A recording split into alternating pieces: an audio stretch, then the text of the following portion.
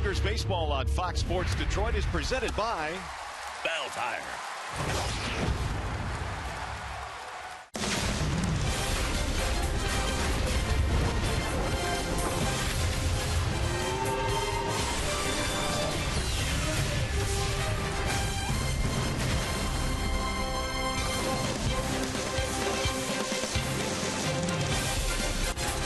Driven in the air, deep into left field, way back to the track, to the wall. That is a game winner.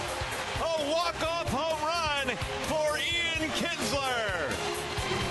Well, there ain't no party like a walk-off party. Ian Kinsler did the honors yesterday, and hopefully more of the same tonight. Tigers and the Boston Red Sox, game one in this series here at Comerica Park. Hi again, everyone. Welcome to Tigers Baseball. Mario and Pemba alongside Rod Allen. Glad to have you with us here for game one in this weekend set. Big series win for the Tigers yesterday. Rather, they take 2 out of 3 against KC. Maybe some momentum. Well, good to see some smiles. Good to see the new general manager, Al Avila, up there smiling. Good to see the guys on the field smiling as well after a very difficult week. A couple of their players being traded away. You know who was smiling last Sunday was Daniel Norris after that start he made against the Baltimore Orioles. Hopefully more of the same here tonight. I'm kind of digging the van man. He got off in his very first start against the Baltimore Orioles. I love the way that he just kind of moved his fastball all around. He wasn't really that efficient in his first pitch strikes, but anytime he got himself into a jam, he was able to make a quality pitch. He got himself a ground ball double play that Ian Kinsler started, and he also helped himself out defensively. So I just really loved what he went out there and did. He appears to have the perfect temperament, Mario, to pitch here in front of a very hostile crowd most of the time, even though it's Comerica Park.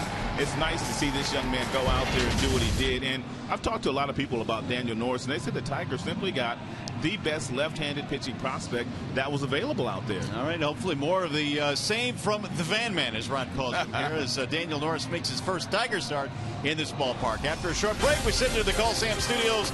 Trevor Thompson standing by. Well, the rally squirrel, big part of the win yesterday. Hopefully he's come back again today. Tigers coming up next against the Red Sox.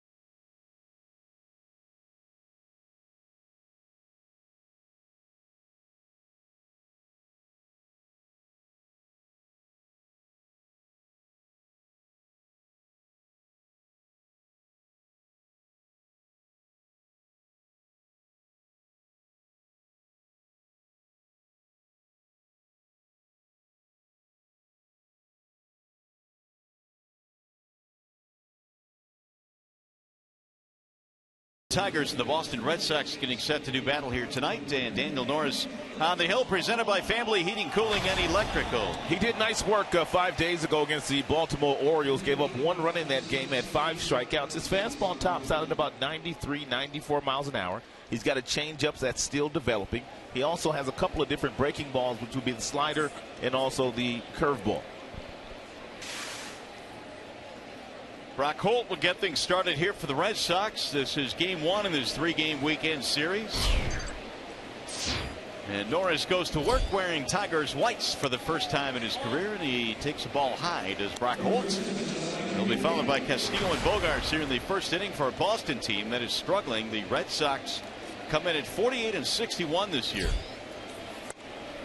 There's a strike called, even the count now at 1-1 on Brock Holt.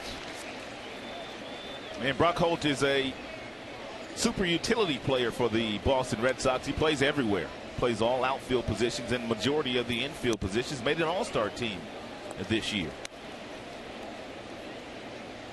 Holt batting .277. He's hit a couple of home runs this year. He's knocked in 26.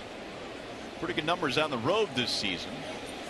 Dustin Pedroia currently on the disabled list for the Red Sox. We did not see him in Boston either on the DL.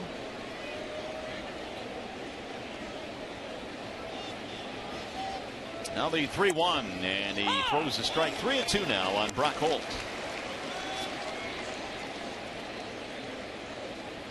And Tigers outfielders, they shade Holt over in the left center field. If you're Collins, he's shading him over toward the left field line. He hits a lot of balls in that direction.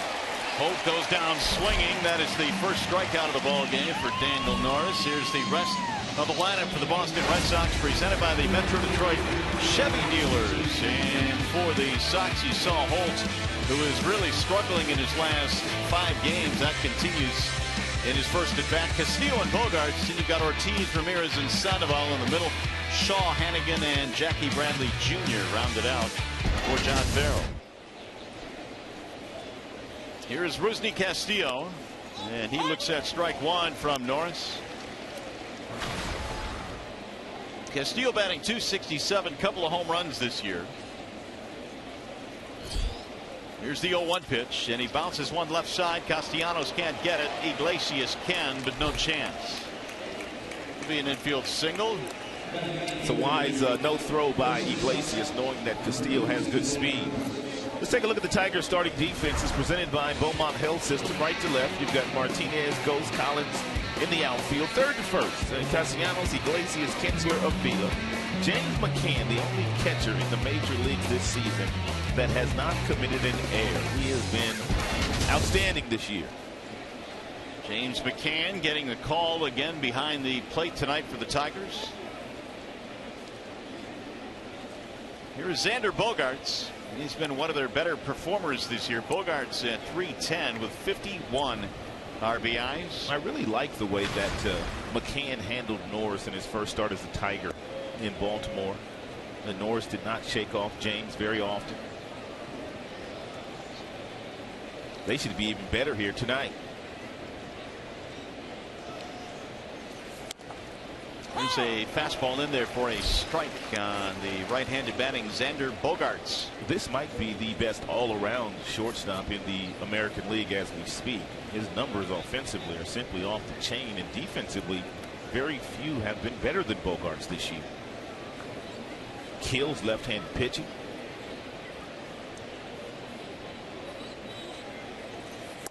Oh, 1 pitch is low. 1 ball, 1 strike.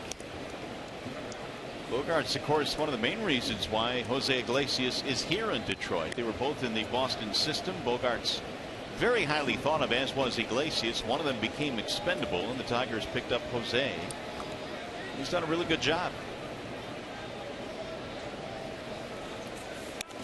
There's a snap throw back down to first, and McCann had a good idea there, but his throw was wide in the bag. Boston was beginning to wonder if they traded the wrong guy, because Bogaerts really struggled last year after being given the shortstop position.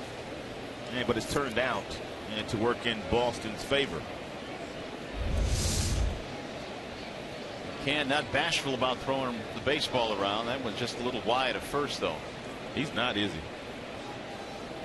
Here's the 2-1. Instead, back to the bag he goes. So Daniel Norris, only 22 years old, out of Johnson City, Tennessee, goes 6'2", 195. The primary piece coming back in the David Price deal.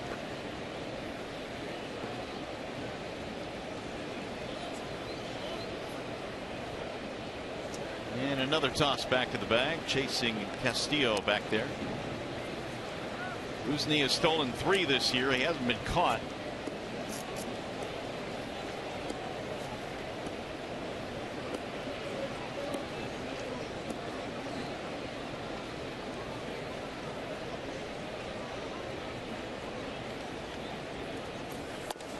That'll miss inside, and the count goes to 3-1.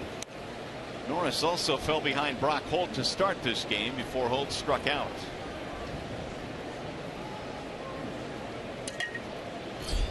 Bogarts right now trying to snap an 0 for 13. They've got slugger David Ortiz waiting on deck. Here's the 3-1. Down the right field line, slicing away from J.D. Martinez. To the seats it goes. 3-2.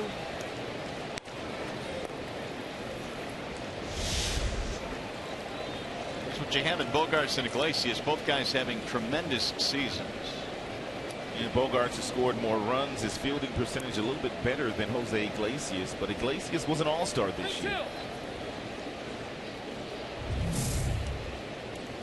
Neither Bogarts or Iglesias have hit for much power this year. The 3-2 runner goes, and it's pulled on the ground into left field, base hit. Castillo thought about it, but he will stop at second base, and the Red Sox have something going here in the first. Xander Bogarts with a single. 2 on now for David Ortiz. It's a 91-mile-per-hour fastball with Castillo on the move, and a really nice quick swing by Xander Bogarts. Big Papi welcome to a slight chorus of boos as he settles into the batter's box. And the reason why he is getting a few boos is Big Papi has been a straight Tigers killer the last few years. He's got 21 home runs this year. He's knocked in a total of 60. Although the batting average is low at .241, he remains a definite threat to hit the ball out of the ballpark. Nora's facing a first inning jam here.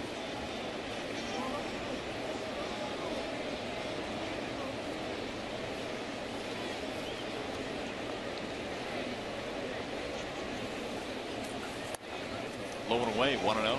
And Tigers in the infield are shading David Ortiz to the pull field. Ian Kinsler shaded over in the hole at the second base position. You can see Iglesias directly behind the base runner at second, Castillo. In the outfield, they also shade Big Papi to pull.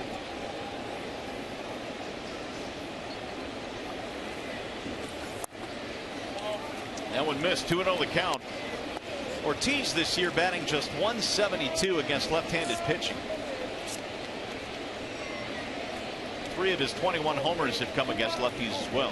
It's a dangerous count here for Norris, especially if you're going to throw Big Papi a 2-0 fastball.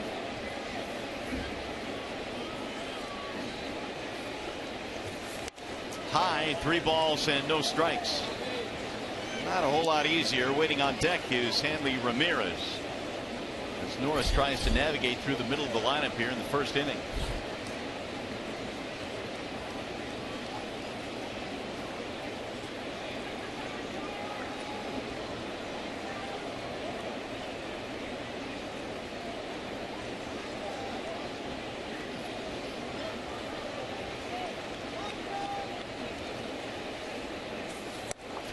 He's taking 3-1 on Ortiz.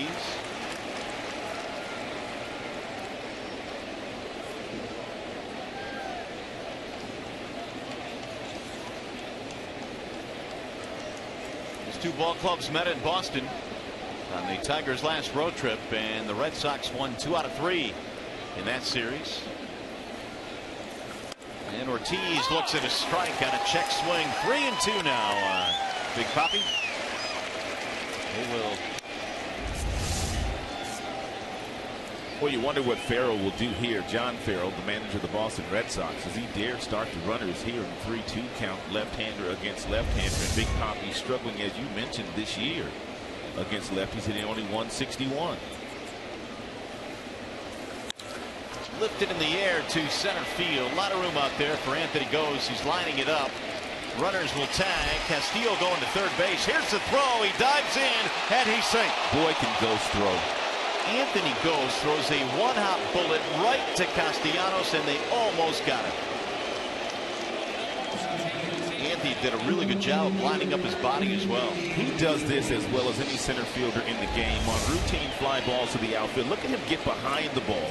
And because he was able to get behind it, he was able to unleash, I mean, a one-hopper right to Castellanos that nearly got Castillo, who has good speed. Goes one of those guys that also pitched in high school and threw 95 miles an hour. That's close. I didn't think it was going to be that close. Appeared he got his hand in right ahead of the tag, so there will be no challenge for the Tigers. That will leave runners at first and third now for Hanley Ramirez. Another positive about that throw from Anthony Goes is he kept it low enough that where the base runner on first base, Bogarts, did not know whether it was going to be cut or not. So he's still standing on first base should Ramirez get a hit. They're only going to get one run, not two runs.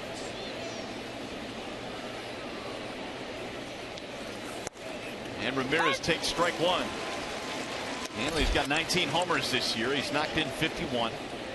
But he, like many of the Red Sox, have been struggling at the dish. Boston just completed a series in New York in which they scored 6 runs in 3 games. Hanley just 1 for his last 12.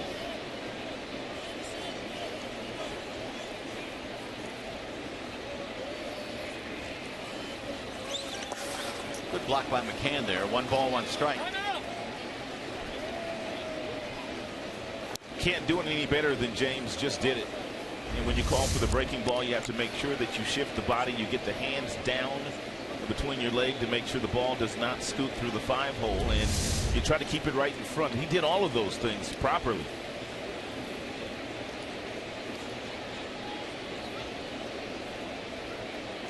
Ramirez doesn't walk a whole lot. In fact, he has just 2 walks in his last 77 plate appearances.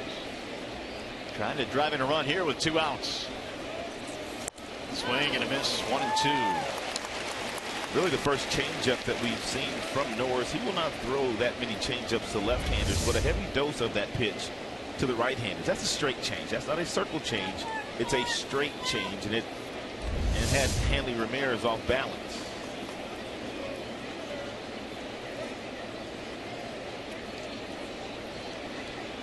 The 24th pitch of this first inning about to come home.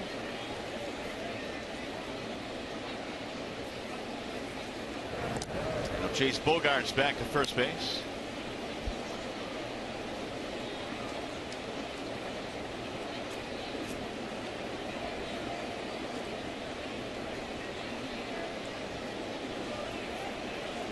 Norris allowed just 1 run in 7 1/3 in his first start as a Tiger Sunday in Baltimore. Here's the 1-2. Oh, just missed. 2 balls, 2 strikes. Norris thought he had strike 3. Did not miss by much. And James Hoy is the home plate umpire. Apparently he thought it was inside. Apparently it was just a touch inside.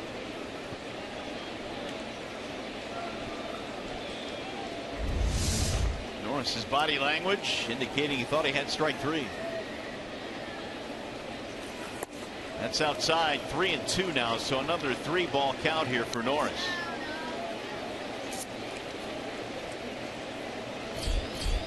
Pablo Sandoval waiting on deck. He was not in the original starting lineup. He replaced Mike Napoli very late, right before the game started.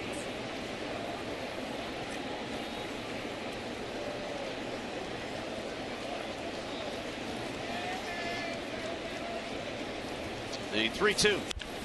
Ripped fair down the third base line. That'll get 1 run in, maybe 2. Here comes Bogarts to third. They'll send him home. He will score. Hanley Ramirez has a 2-out, 2-base hit for the Red Sox. And Boston out to an early lead in this one.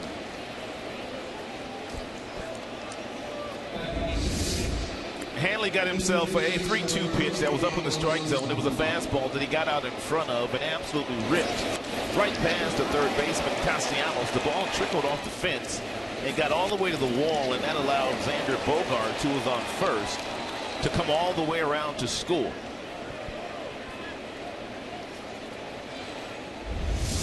So here's Pablo Sandoval now with the runner at second. And he loops one in the air down the third base line. Castellanos giving chase back out of play.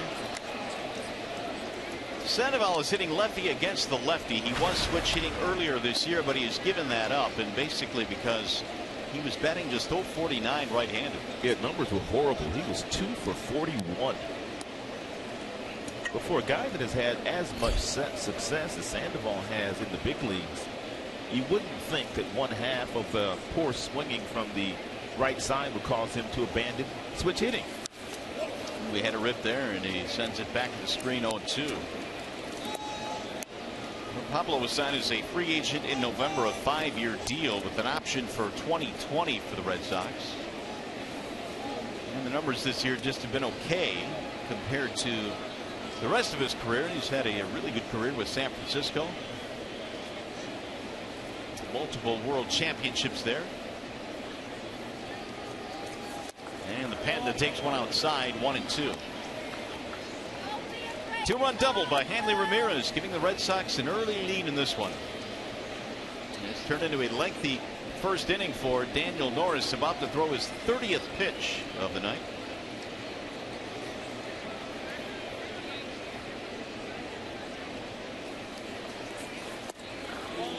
Ooh, Norris again was headed back to the dugout. He thought he had strike 3 on Sandoval. It's a breaking ball that's up and off the plate outside.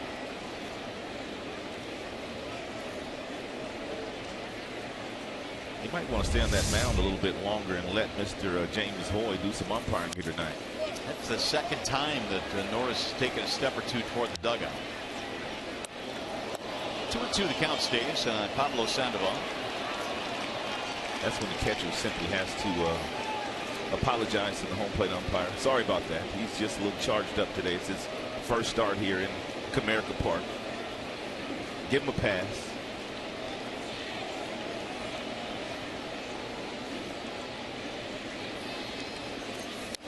Inside and high, almost hit him at another 3-ball count here for Norris. He's gone full now, 3-2. Batting left-handed for Sandoval cannot be all that comfortable up against a left-handed pitcher when you've been batting right-handed for years against lefties. When you go to the other side and try to hit him, it has to be a huge adjustment for Pablo.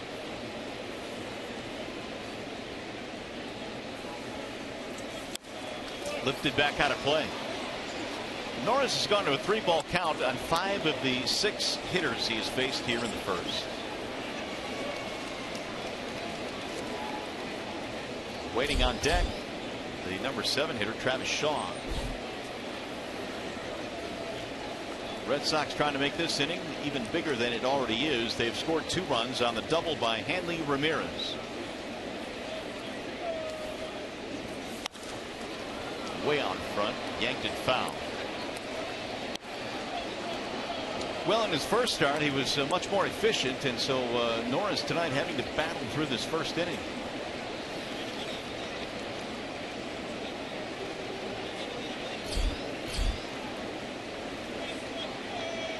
.34 total pitches thrown by Daniel. 15 of those have missed the strike zone. Down the left field line, slicing away from Collins. Into the seats it goes. Several of these Boston Red Sox hitters might not be having really good years, but the one thing that they still continue to do as a team, they continue to try to wear down starting pitching.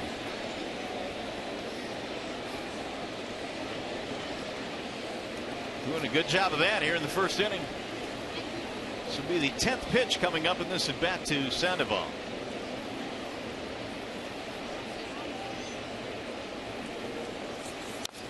And he rolls another one foul. Sandoval this year is about 30 points below his career average. He came in at 294 career. He's at 260. He has battled Daniel Norris here with a man in scoring position, 2 outs.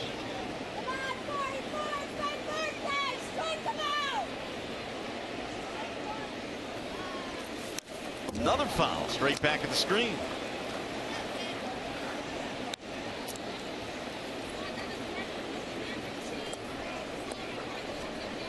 becoming quite a confrontation.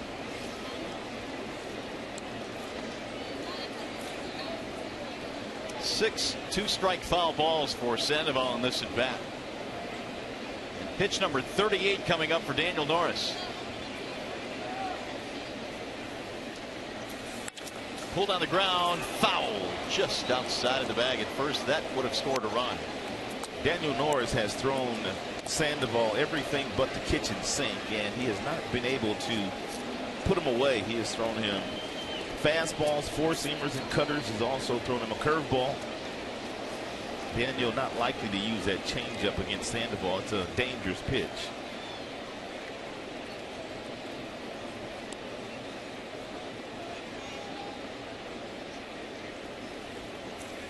Swing and a miss, and he finally takes care of Sandoval. That is the second strikeout for Norris, with 2 runs in for the Boston Red Sox.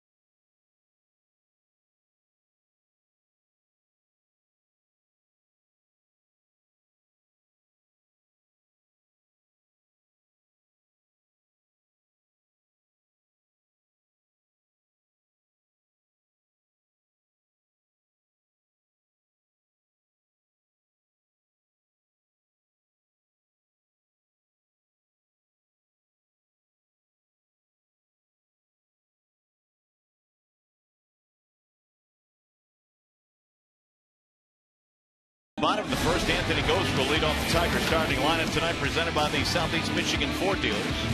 Ghost, Iglesias, Kinsler in your top 3 spots. Victor Martinez the DH. JD is in right. And Martinez, good numbers against the East this year. Collins, another start in left. Castellanos, Avila, McCann, your bottom 3 tonight. For the Detroit Tigers, they are facing the right-handed offerings, Joe Kelly. Joe Kelly not having a good year. 3-6 with a 6.11 ERA. As a matter of fact, they sent him down to the minor leagues for a spell. He pitched well down there, but since coming back, hasn't pitched very well, even though he's got well above average stuff. 98 with his fastball.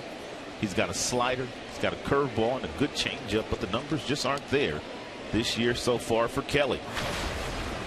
So Ghost leads it off. Tigers down by a pair. He looks at ball 1 outside. Anthony, 2 hits yesterday, his 22nd multi-hit game of the season.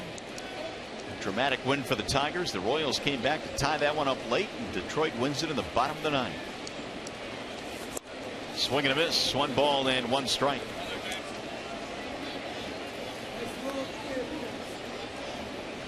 Ghost with 18 driven in this year. The average at 265. Kelly now with the 1-1. 1-2 on Ghost. Outstanding straight changeup there thrown by Joe Kelly. The previous pitch was a 94-mile-per-hour fastball. That was a changeup at 85 with the exact same arm speed. Going right back to the changeup. And down goes Ghost.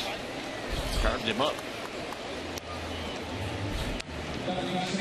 Tim Hortons is a sponsor of the Boston Red Sox starting defensive alignment. Castillo in right, Bradley Jr. in center, Ramirez, he's in left. Xander Bogaerts, the shortstop, a .985 fielding percentage this year, which is 3rd among American League shortstops.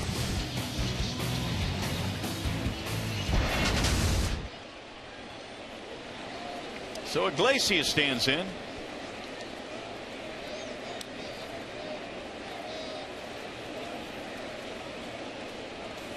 And Kelly delivers ball one. 3 out of 13 in the series. It was just completed against KC for Iglesias. The average holding steady at 314. It's been in that 310 to 320 range most of the last couple of months. There's a wave and a miss. He's been very consistent in putting the ball in play. Good 2-strike hitter. Hits left-handers well. He's had a really nice offensive season. Iglesias, because of that consistency, 5th in the American League in hitting. There's a strike call. 96 with that fastball for Kelly. You think Iglesias gets fired up to play the Red Sox? I think so. Anytime you go up against your former team, I think that's a little added incentive. Here's the 1-2. Kelly missed outside, 2-2. Kinsler on deck. He has been scalding hot. Hasn't he, though? He sent everybody home happy in yesterday's game. Now the 2-2. A little bit outside, 3-2 now on Iglesias. And that was after a week of some uncertainty here in the Motor City. New general manager in charge now. Price gone. Soria gone. Cespedes gone. But the boys had some fun yesterday. He went fishing, and Iglesias is out of there. 2 gone. That's what amazes everybody about Joe Kelly. He's already shown us 96 with his fastball. He threw 2 amazing changeups to Ghost. And that slider right there to Iglesias is a plus-plus pitch, but yet his numbers are really elevated. In case you missed it, here's that walk-off home run yesterday by Ian Kinsler. Did you think Brad was going to bunt him yesterday? I did not. I didn't either. No, we talked about it on the broadcast, but he's just been too hot to bunt. Yeah, they would have walked Victor anyway. There's a ball outside to Kinsler. 296, that average hovering around 300 again. And Ian picking up a couple of RBIs on that home run last night to give him 50 for the year now. 2-0. Kelly was acquired in a trade at the deadline last year. The Cardinals sent Joe Kelly over to the Red Sox for John Lackey.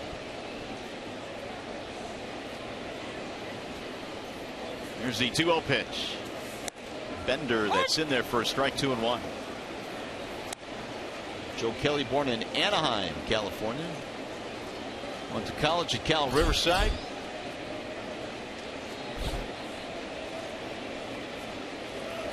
Now the 2-1. 3-1 on Kinsler. Ian Kinsler, outstanding fastball hitter. More than likely here, he's going to get a fastball on the 3-1 delivery from Joe Kelly. And it's in there, a strike, 3-2. That was a 2-seamer. Swing back action. Started off the plate and caught the outside corner at 94 miles an hour. Ryan Hannigan flashing signals tonight for the Red Sox. He's a pretty good receiver, Hannigan. Right back up the middle and into center field.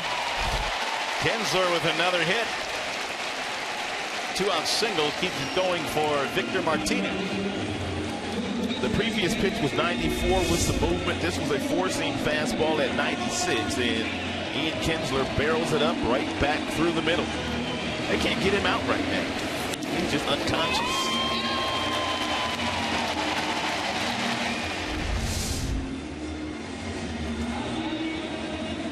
So Martinez, you could tell when Victor's starting to feel a little bit better with that knee. He starts driving the ball from the left side of the batter's box, and he did that twice in yesterday's game. His bat speed in yesterday's game was so much better than the previous day. And he was going up against a pitcher that had some good life on his fastball in Ventura.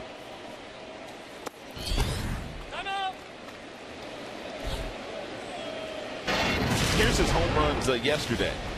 Now this is the 3rd inning. This is a good fastball by Ventura at about 96 miles an hour. The wind caught that one in. Kind of blew it out to right field. Then he got Ventura another time in this game. So He beat up on Giordano yesterday. Last time Victor had a 2-homer game, he was a member of the Red Sox, September of 2010.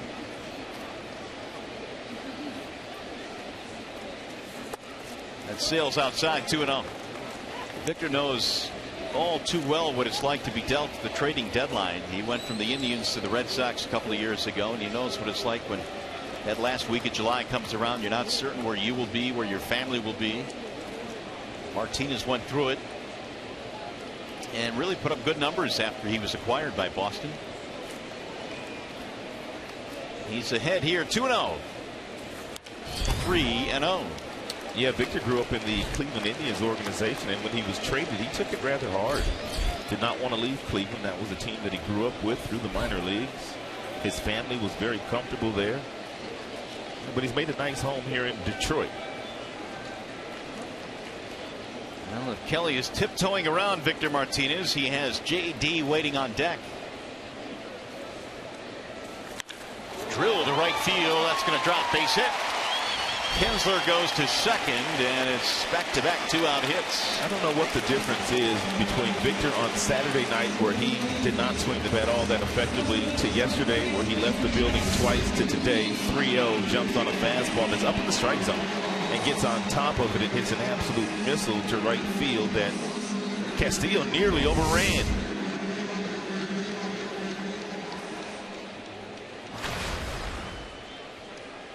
So now J.D. Martinez.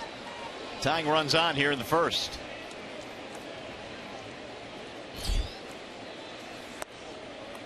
Stays away. 1 ball, no strikes.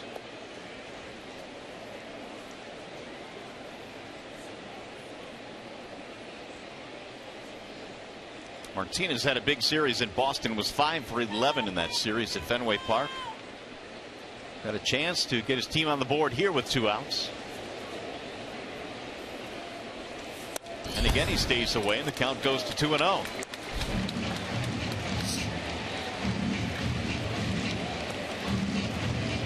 First couple of innings have been troublesome this year for Joe Kelly. The only pitcher with a higher ERA is J.A. Happ, who's now pitching for Pittsburgh. Good pitch there and a wave and a miss. You said it's J-Happ, right? J-Happ. J-Happ. He's got the 2 periods he's there. got the 2 periods, which indicates initials, but he pronounces it J-Happ, which, I don't know. To each his own. 2-1 on J.D. Ooh, another good pitch, and J.D. took that one, and the count evens now 2-2. If you have the ability at this level in a fastball count, a predictable fastball count, and you have a dangerous fastball hitter standing in the batter's box like J.D. Martinez, if you can throw a slider like this just to get the hitter off balance just a little bit, you can get away with that pitch, as he did. Now they 2-2. Swing and a miss. He got him to chase it. Down goes Martinez, and the Tigers will strand 2. Struck out the side.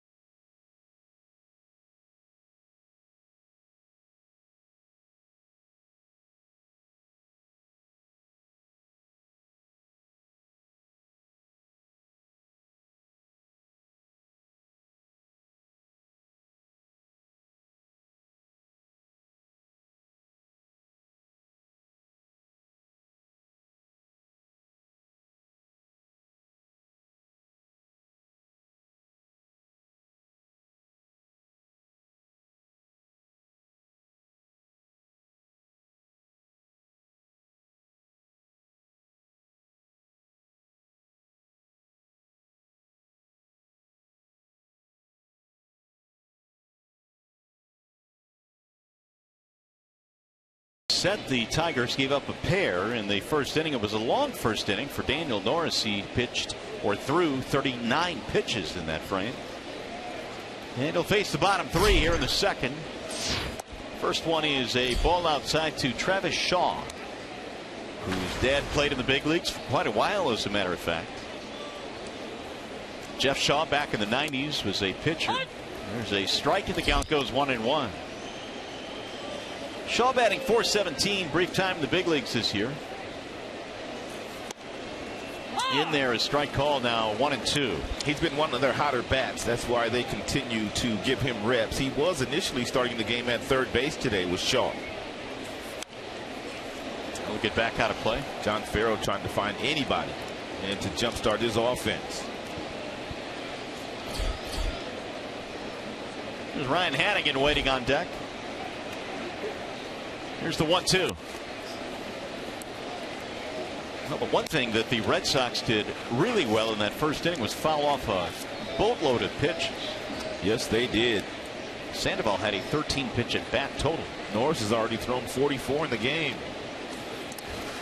He'll go all the way to the backstop, and the count evens now 2-2. We just took a shot of their manager, John Farrell. Boy, it's been a very difficult season for him. They went out and made a splash in the offseason, Hanley Ramirez, Sandoval.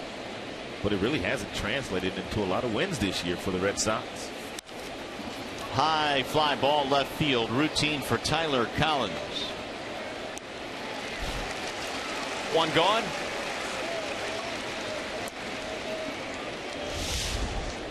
Time now for you to tweet your strongest fan photo. Use hashtag DetroitDataStrongFan. You just might see yourself in an upcoming broadcast. It's brought to you by T-Mobile.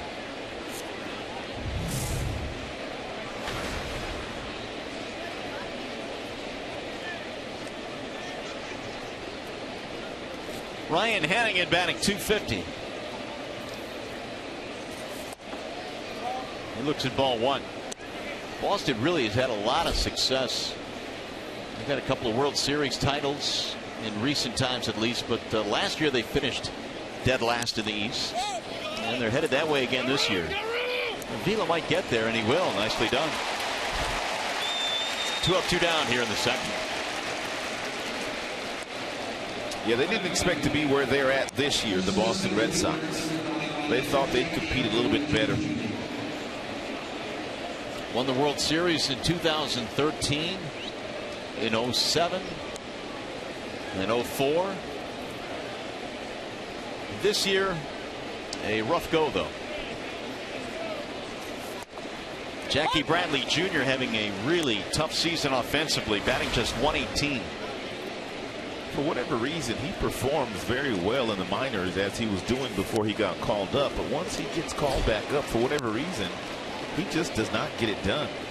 Standout defender in center field, but the bat just hasn't come yet. Called up July the 29th, and he goes down swinging, so his struggles continue. And a strikeout for Norris, his third of the game, and a 1-2-3 second.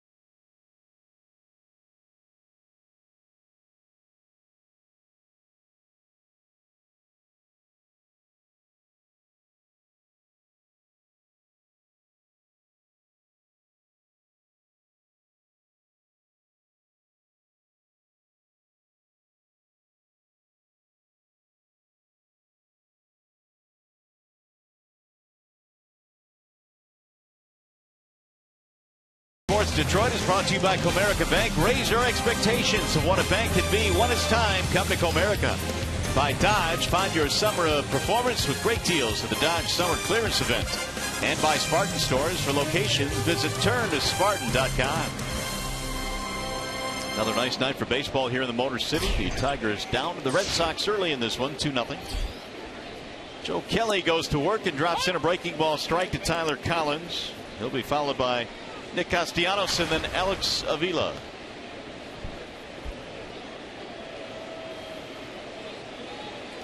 They play Collins way off the bag at third. Tyler shoots one on the ground, foul, first base side. 2 out of 7 in the series against the Royals. Hit quite a few balls really hard.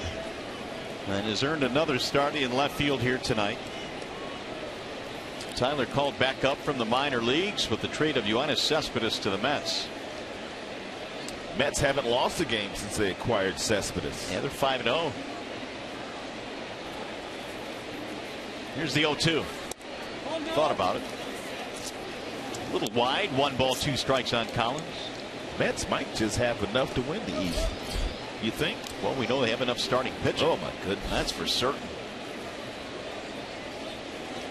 Here's the 1-2. Outside, 2-2. I know Washington has had a lot of injuries, but man, they are just 5 over 500. They have not had their everyday lineup for one game this year. The Washington Nationals, excuse me. Collins goes down swinging, 1 gone. Meanwhile, Joe Kelly is out there dealing as we get a look at what the East standings look like. But Joe Kelly's on top of his game today. Outstanding fastballs, really good changeup, and some really good breaking balls. It's amazing that he's 3-6 with a 6.11 ERA. Kelly struck out the side around a couple of hits in the first, and he has struck out Collins here in the second. There's Castellanos. In there for a strike. And with Castellanos up there, it brings us to our Bernstein advantage. And Castellanos has had the advantage against the Boston Red Sox. 387. 2 huge home runs against Boston last week when the team was there. One over the Green Monster that left the building, and the other one straightaway center field. Castellanos displaying some power this year that I did not think that he had in his bat.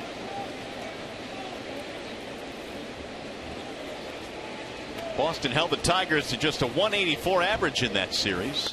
There's a wave and a miss. So another strikeout. That'll be 5 now for Joe Kelly. What's going on here? 2 up, 2 down. This stuff looks awfully good here so far. And the one thing that Hannigan is doing, he's making Kelly throw every last one of his pitches. That slider stayed on the fastball plane on the outside black until the last possible moment. Castellanos started to swing, and that ball just continued to inch its way down and away from him.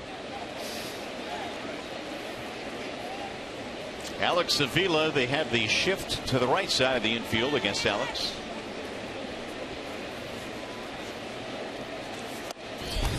Strike 1. Avila with 3 homers this year, 2 out of 3 in the series against KC. Another start at first base tonight for Avila. Here's the 0-1. We'll get back out of play. No balls, 2 strikes.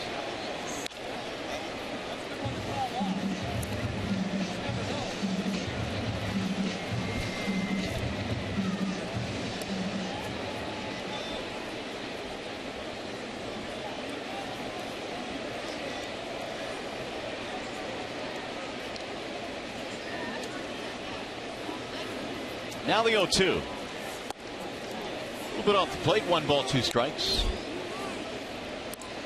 Joe Kelly has not won consecutive decisions since last September. He did beat Tampa in his last start, but he was roughed up a little bit. Gave up 9 hits, 5 runs, 5 innings, still won the game. And the 1-2. Outside, 2-2 on Avila. McCann waiting on deck.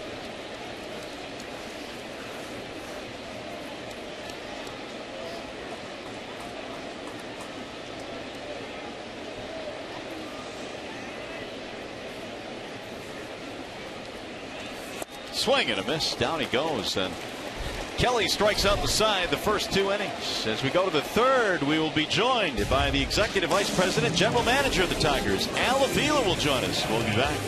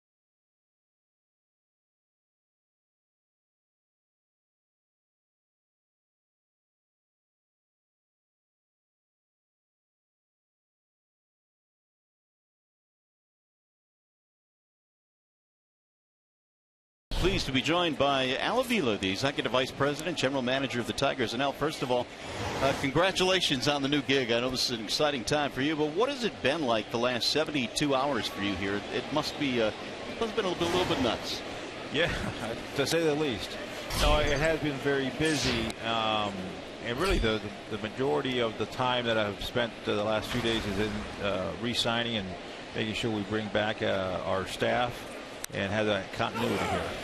How important was that, Al, for you to continue the relationship with some of the people here that have, you know, been very influential in making some of the decisions the last number of years?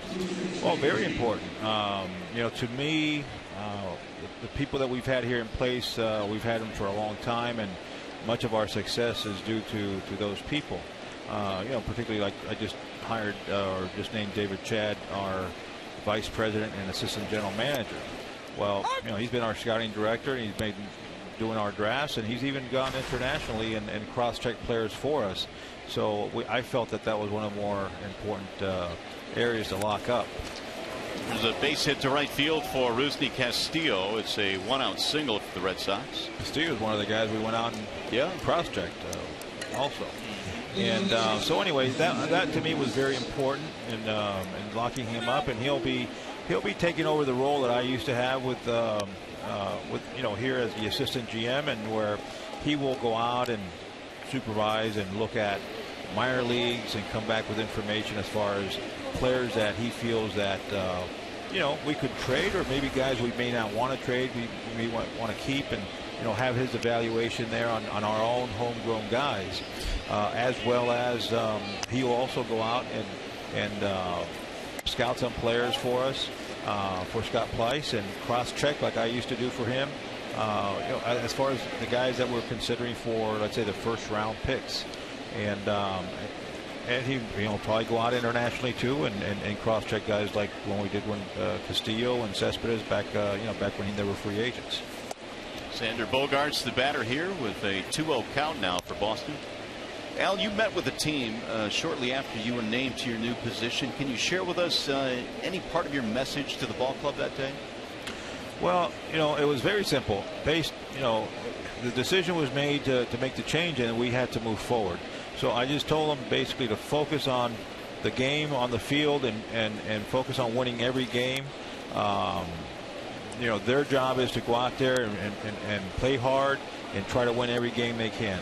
whatever they do as a team effort is also good for the individual. So what's good for the individual is good for the team. What's good for the team is good for the individual. If we win, everybody enjoys the fruits of that. Al, Brad has said that he still expects this team to go out and compete. He feels like this team is still very much in the hunt for a wild card. I'm sure you feel the same way about this particular team. No doubt. I've always felt that this team can win. We have the right guys in place. Obviously, we have some pieces missing, and Miguel Cabrera, which is our biggest bat. But we've still been scoring runs. We've still been playing well, and if we pitch well and the pitchers keep us in a game, we have a chance to win that day. So I still believe that we have a chance to get into playoffs, and at least as a wild card, and as long as the pitching holds out for us. While Daniel Norris is out on the mound, because we know we had you for an entire inning, what went into the decision making of making this guy the focal point of the deal that you guys were able to do for Price? Well, first of all, there were several teams, obviously, that we were talking to, and you have to go by process of elimination, because some teams were not willing to give up, let's say, their best prospects that we would have liked. So you had to kind of move on to the next team. And Toronto at that point had the best package, and Norris was obviously the feature of that package. So we liked him enough that we felt that this would be the best deal. Al, how involved were you with those trades? Obviously you were involved, but ultimately Dave pulled the trigger on the deal for the David Price deal, the Cespedes deal, and the Soria deal, but you were, I assume, smack dab in the middle of all three of them. Yeah, as a matter of fact, the Soria deal with the Pirates, I actually did that deal with Greg Smith, their assistant GM, and which is not uncommon for two assistant GMs to hack it out and make the deal. Obviously, the GM has to pull the trigger, and we got to get approval from ownership. And oh boy, David Ortiz has just launched one way back in the seats. That is a long home run, a 2-run shot for David Ortiz. How long can you look at that? And for Ortiz, his 22nd of the year. I know you don't want to see this, Al, but we got to show a replay. That's a bad thing about coming on the air when the opposing team is hitting. Well, no opposing player has hit more home runs in this ballpark than David Ortiz. That is now his 20th home run that he's hit in this yard. That's the breaking ball that just doesn't do a whole lot right in the happy zone of David Ortiz, who also homered in New York yesterday. Yeah. Well, getting back to what you were talking about, Ed, you bring up a good point. I didn't really realize that there are times when assistant GMs will make deals. That's correct. Yeah. And of course you're directed by the GM, and he'll say, hey, go call this guy, and you know certain guys in the game. I've talked to many times, like the David Forrest of the Oakland A's, Bobby Evans of the San Francisco Giants. Greg Smith obviously worked here under me at one point, and we know each other very well. So sometimes those conversations are easier to begin with, negotiations. And if you really have the right matchup, it's a nice thing to happen. But yeah, I've been involved obviously in all the trade possibilities and all negotiations. I have been part of that process. As well as in that room there was David Chad and Scott Breen. They were both in that room, and they were big parts of that, as well as Alan Trammell. The Jacoby Jones, I mean, it was just by chance that Alan Trammell and David Chad were at a game watching our minor league affiliates, and they happened to see him play against us. And really? Yeah, and his name came up, and they said, yeah, we like that guy. And through our relationship with Paul Maneri at LSU, Dave made a call to Paul, who, by the way, actually was the guy who hired me first in baseball. Is that right? As a college coach, yeah. And Paul said, Paul gave us a nice report on him. He felt that he would be a good acquisition. So anyway, from a makeup perspective, Paul gave us the green light, and we ended up making the deal. Pablo Sandoval, the batter here, with a 4-0 Boston lead now, and he'll look at a ball outside. Buck Farmer's starting to warm up in the Tigers' pen. Al, talk about your relationship with Dave Dombrowski. I know that you knew him for a long time, and he is the reason why you've got this opportunity to be here. He's been great to a lot of people in their careers, but talk a little bit about what you learned from him. Well, it goes way back over 20 years.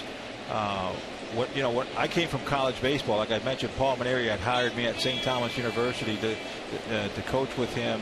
From there, I went on to the Marlins, and I thought I knew a lot about baseball when I went from college to the pros. And when I first got there, I realized I didn't know anything. And so that was my first training. And, you learn a lot about scouting, evaluating players, and then developing players. And back then, we had Gary Hughes, who was, Gary Great Hughes. man. Yeah, good baseball one man. of the scouting gurus of all time. Learned with him the scouting part. Angel Vasquez, who was actually the guy who actually hired me at that time, was one of the gurus in Latin America and finding players in Latin America. And I learned a lot of things from him, including how to evaluate people. And then we had John Bowles at that time, who was our player development or director of player development. And I learned a lot of development, the development system under him. So those were three guys that taught me a lot. And they were in their heyday at that time. They were like the top guys in the business at that time. So I was very lucky to come into that situation. And obviously, I have Dave to thank for that, for hiring me and bringing me in there. Now, to say that, obviously the rest of it went very well for us. We did find good players through the draft, through Latin America. We developed them, a lot of them. And we ended up winning a championship. So it was a tremendous experience, tremendous learning experience that ended up fruitful and in a winning combination. Pablo Sandoval, the hitter, with Shaw waiting on deck. We're chatting with Al Avila. Apparently, Mr. James Hoy's got a pretty nice strike zone tonight compared to Mr. Doris. Here's the 3-2 coming home. The runner going, and it's squibbed toward third base. Castellanos, nice play, long throw. Is not in time. It'll be an infield hit. Alex Avila pointing toward the bag at first base. And Ted Barrett coming over to chat with him, but safe is the call. How close was this? Ooh. About as close as it gets. By the way, nice stretch by some kid named Avila down there. Pretty good. What's it like, Al? I mean, to watch your son play on a daily basis? I know, look, this has been going on for the last couple of years now, but is it any different now with your current position? No, it's the same. Obviously, it's a blessing to be able to see him every day, not just him, really, my grandkids. Sure. That is a blessing. It is difficult, obviously, when he struggles, there's no doubt. But overall, it is a blessing to be able to have your family nearby. Travis Shaw, the batter, he looks at the ball high. Al, when you called your dad, Ralph, who's been a scout for the Dodgers for a number of years, he's in the Hall of Fame as far as scouts are concerned. What was that conversation like? Well, my dad's old school, and he obviously, he gives you advice, and he on the team, on the coaching staff. I mean, you name it, he'll give you advice. He'll recommend people that he may want you to hire. So yeah, he's actually semi-retired, but he's still active and he's still thinking, and he'll wants to help in every way. So he's very excited about this opportunity. Line out to right field will end the inning. Al, we appreciate the visit here today. Best of luck in your new endeavors. We look forward to watching this team the last 2 months and years to come. Thank you. Good luck. Thank you, fellas. It was a pleasure. Al Avila, our brother.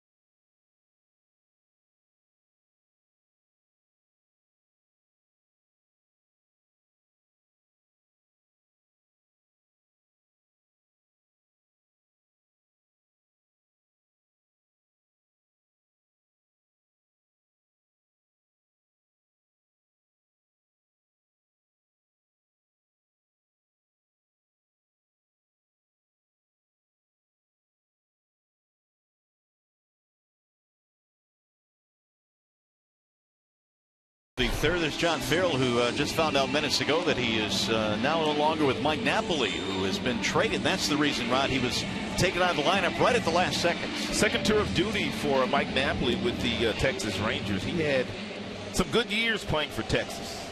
Napoli going to the Rangers for a player to be named later or cash. Here is James McCann to lead things off. It'll be McCann, Ghost, and Iglesias facing Kelly, who has 6 strikeouts already.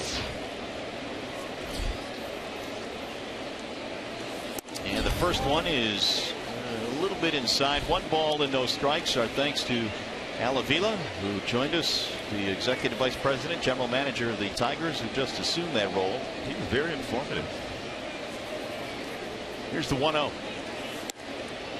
little bit outside. 2 balls, no strikes. The thing about Al is he is so well liked within the organization by his players, the media. He'll do a great job. He was also absolutely loved by the owner, and that's the reason why he has the position that he has right now. The 2-0 pitch. McCann looks at a strike, 2-1. I know we've talked about it, but Al had a clause in his contract that meant that he could not interview for any other general manager positions while he was with Detroit. And I think Mr. Ilitch had an idea that if he ever did anything with Dave, then Al would be the general manager in waiting. McCann would not go fishing. 3-1. It does appear that it's going to be a seamless transition. Well, congratulations as well to David Chad, John Westhoff, Scott Bream. I mean, they've been elevated as well. Here's the 3-1. On the outer edge.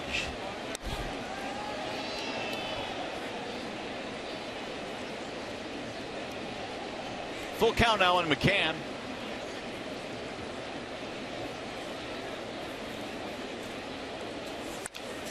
To the second baseman. Had him played nicely.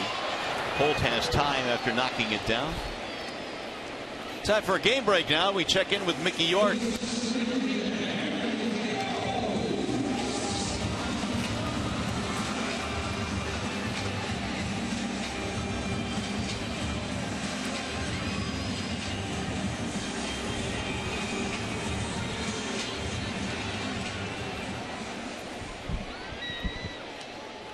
Oh, is that going to be a really exciting series? They have, what do they have, 13 left with each other? The Blue Jays and the Yankees, and they're battling it out in the East. It's a lot of games.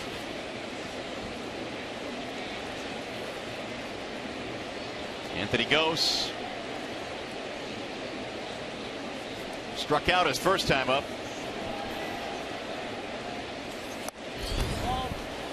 The Yankees, one of the few teams that are in the playoff hunt that really didn't do anything at the trade deadline.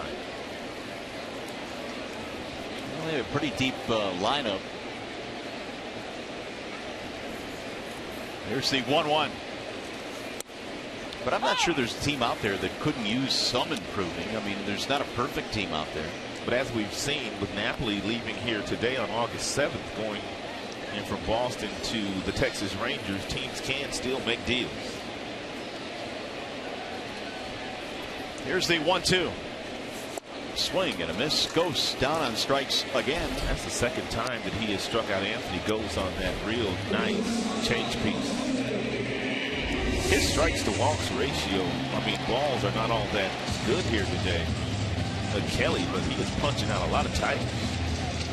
7 strikeouts for Joe Kelly.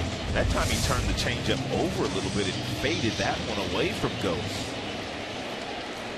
Kelly has had as many as 10 punch outs in a game. That was against Toronto, but that was way back in April. On the outer edge to Iglesias. Jose Fan in the first.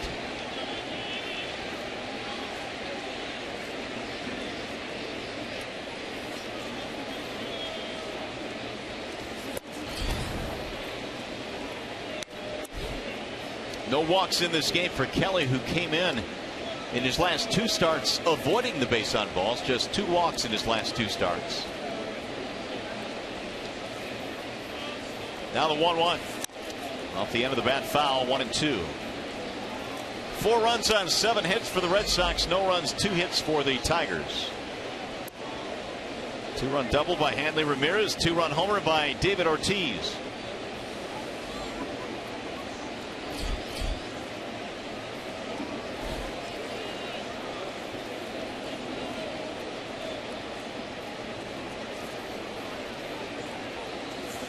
Breaking ball grounded towards short. Xander Bogaerts will throw out Iglesias to end the inning. 1-2-3 frame for Joe Kelly.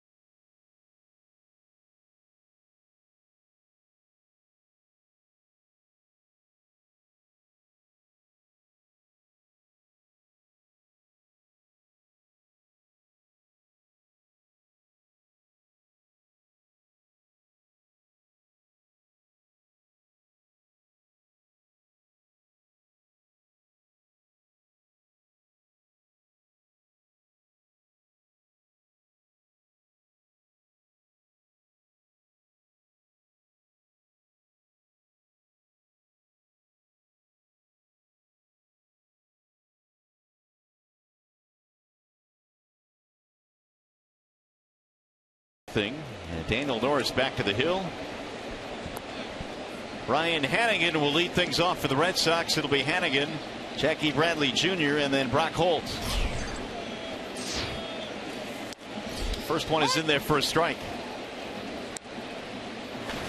Norris had 72 pitches through 3 innings of work tonight.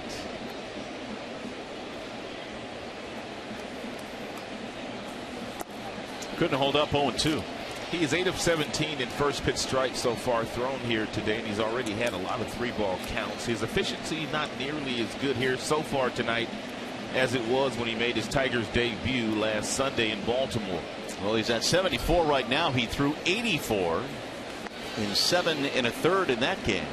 And he could have kept going. Brad simply said he wanted to make sure that he got him out of the game, to make sure that he had a really nice taste in his mouth, and he did not want to risk Baltimore coming back in the contest. But it was a nice job by Brad getting him out of that game when he got him out.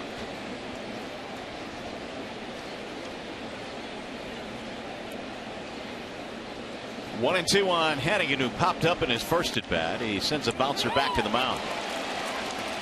Nice play there by Norris. While we have a chance, we check in now with Justin White. Hey Mario, as you know well, things got a little nuts here yesterday during the 8th inning when a squirrel got loose on the field. Now, the furry friend actually caused Wade Davis, the Royals reliever, to step off a couple of times, and the squirrel, you know, kind of had some fun, did his thing before he eventually exited by the bullpen out there and left. Now, there was a concerted effort to capture the squirrel when it got into the Tigers dugout. Joe, the security guard, told me today that he was there with a towel. Alex Avila had a garbage can, and they were trying to capture the guy and get him out of here so play could resume. But Tyler Collins apparently had other ideas because he was trying to feed the squirrel pumpkin seed. So you got Joe and you got Alex trying to capture the squirrel and get the game back going, and Collins thinks it's the new team pet. So all is well that ends well. Yeah, there's the inside story. The squirrel, as you know, ran out to left field under the fence and has not been heard from since. However, I am told that it does now have at least 3 Twitter accounts, so he's got that going for him. Yeah, they all follow me. I saw him today, too. There you go. Thanks, Justin. All right. All right. Well, a towel and a garbage can to try and catch the critter yesterday. It would take a little bit more than that for me to try and catch him. I wouldn't get near it. Brock Holt sends it back to the screen. 1-1. Well, the rally squirrel, who knows? It brought the Tigers a win yesterday. We'll see if the squirrel comes out here tonight. That's how stuff is born, man. You get stuff like that. I was working in Anaheim when the Rally Monkey was born. Ugh. All it takes is one comeback win and it takes off. Yeah, Rally Monkey became very popular. Another big swing there by Holt. 1-2. 1 on, 1 out. We're in the 4th. And that squirrel here yesterday, that made national news too. It's amazing.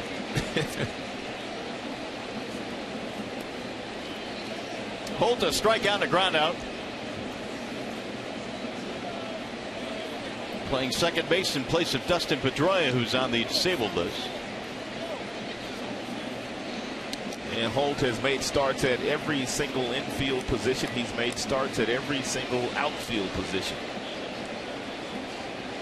I guess he's their Ben Zobrist, I guess. We just saw Ben Zobrist. Yeah, and he says he has embraced the utility role, and he said the reason I have is I've never really been a big prospect. And he knows this is one way he can stay. Get in where you fit in. The 1-2. Outside, 2-2. Or fake it until you make it, whichever one you want to choose. No, I like fake it till you make it. Yeah. I like that. Castillo waiting on deck. This game is filled with guys that were never expected to get to the big leagues and those that obviously were major prospects. The 2-2.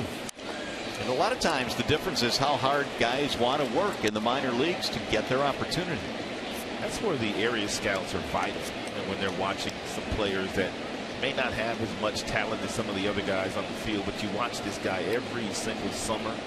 You've watched him in high school because this guy's in your area, and you just convince your scouting director into drafting a guy that doesn't have a lot of talent because you've seen something in him that maybe you even haven't seen in some of the players that have more talent than he has. There's a lot of those guys around. You look at the guys like Craig Counsell, who's managing now the Milwaukee Brewers. He didn't light up the radar gun with his speed or the stopwatch or his arm or power. Polanco, who they're honoring here today and tomorrow, was another guy that from a skills and talent standpoint wasn't the most gifted, but man, had a nice big league career. Ripped to right field. That's going to be a base hit. Jackie Bradley Jr. on his way to third base. He'll get in there safely standing up. It's a single for Brock Holt. And just about every mistake that Norris has made here tonight, the Boston Red Sox, who came in struggling offensively as a team, they barreled up some balls. It's the four-seam fastball that stays on the same plane right around the belt buckle, and somehow, some way, Brock Holt able to get the hands up high enough to get a solid single into right. That is 9 hits already now for Boston. And the Tigers once again have Buck Farmer starting to warm up in the bullpen. He was up a little bit earlier. Ortiz hit a monster home run against Norris in the third. As the bullpen got working then, now Buck is up again. That's going to be it appears, for Norris. Yeah, rough outing here for Norris in his home whites for the first time.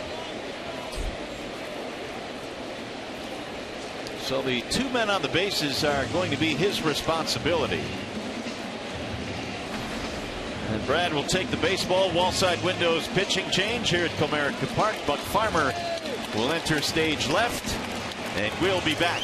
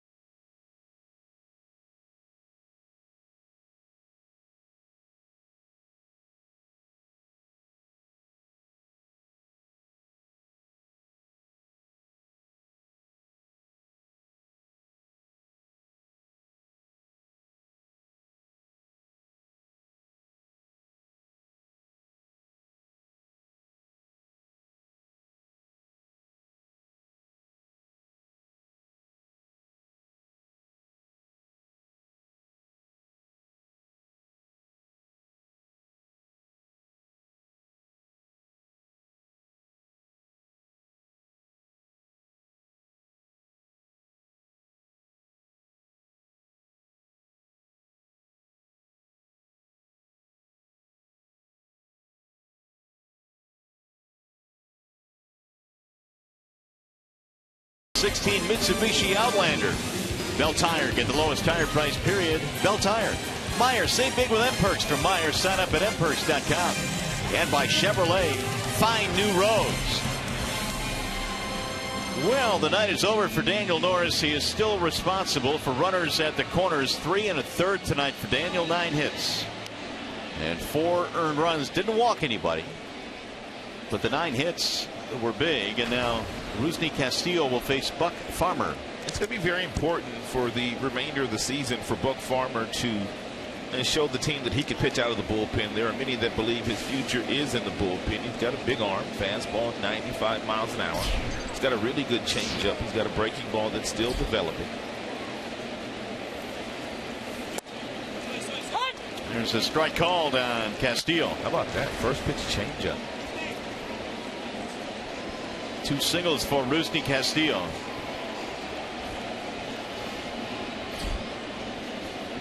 Jackie Bradley Jr. at third and Brock Holt at first. The 0-1. Bouncing ball towards short. Iglesias fires to second. One drop there, but they'll call him out. And a run will score on the play to make it 5-0.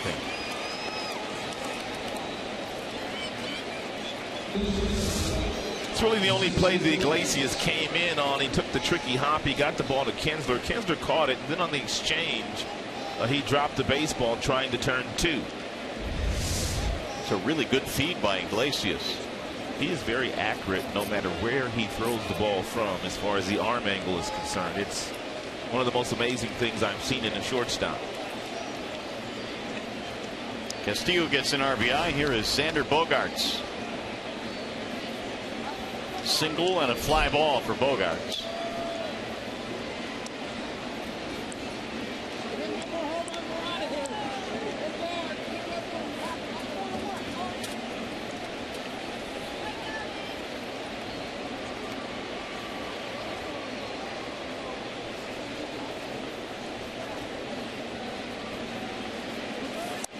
And he looks at a strike.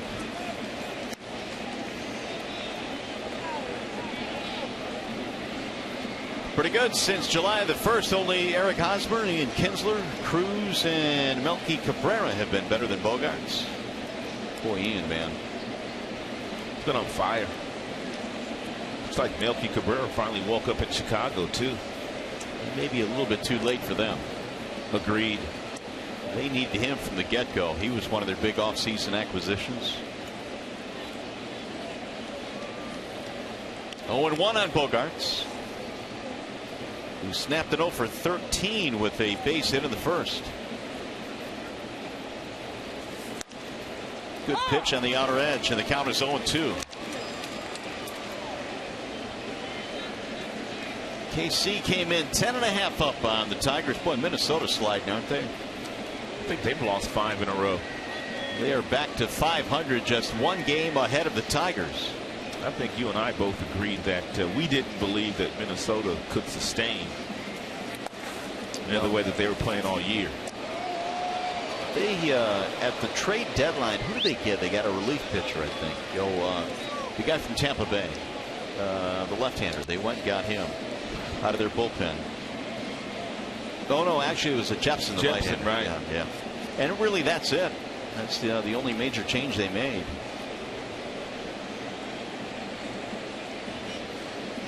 Gene Lamont on the telephone.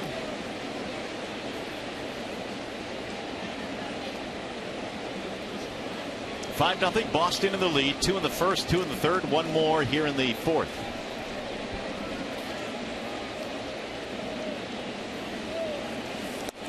Got him. Strike 3. Xander Bogaerts caught looking, and that'll be it for the Boston Red Sox. Buck Farmer comes out of the pen, retires a couple.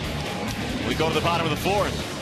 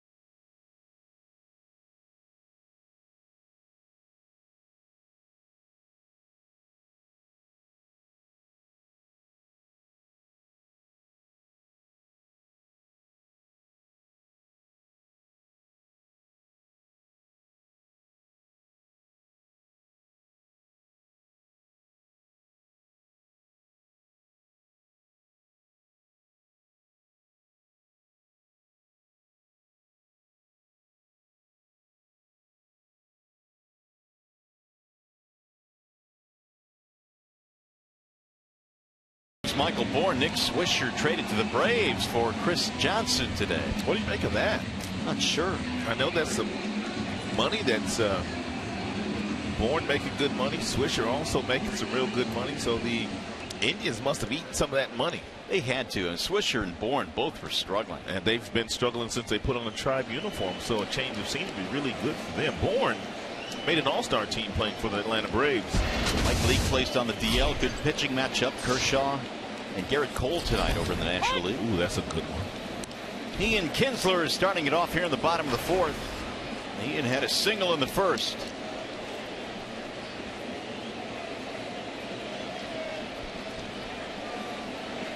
Here's the 0-1 now from Joe Kelly, and it's a ball high 1-1. Kershaw gave up a run already in that game today, which snapped a 37-inning scoreless streak by the left-hander. Man, you got to be some kind of good to go 37 innings at this level and not give up a run. I don't get it. I don't know how that's possible. That is pulled to left. I can tell you this, nobody can get Ian Kinsler out these days. Leadoff single here in the Tigers' fourth. He is 2 for 2.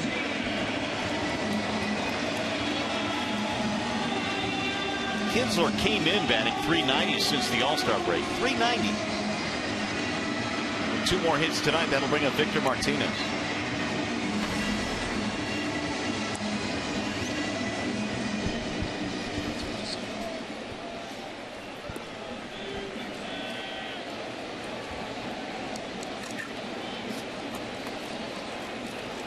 Kelly had retired 7 straight before that base hit. And we'll see if Victor can keep it going here. A single in the first.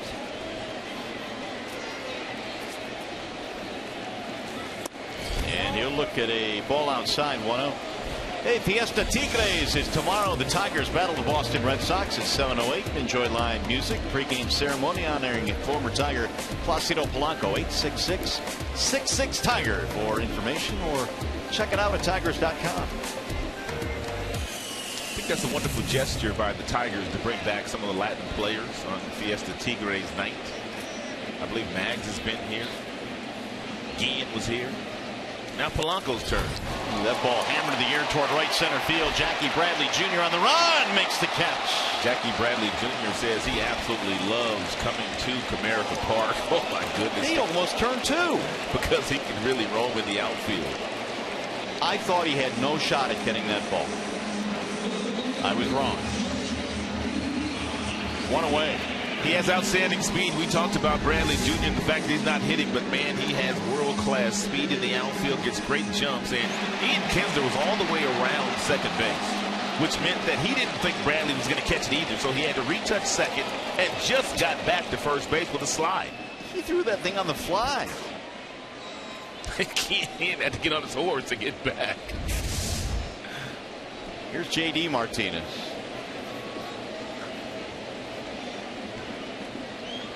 Well, the good news on that play is that it appears Victor is back now. I mean, that's another hard hit ball. Yeah, last couple of days, I don't know what the adjustment was that Victor made, but the bat speed is there. Homered twice yesterday, sharp single today, and a nice play there by Bradley to take a double away from Victor. J.D. struck out in the first inning. Tigers had 2 aboard with 2 outs, and Kelly fanned Martinez.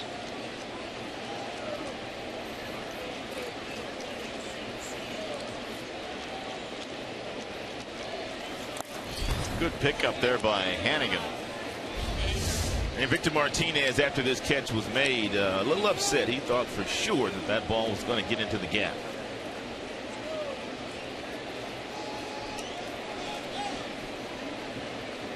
You're not the only one, Victor.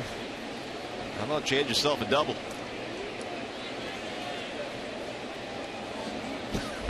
Don't be jumping on that knee. Don't hurt yourself. Here's the 1-0. Outside 2-0 now on J.D. Martinez. And Kelly continues to pitch J.D. the same way.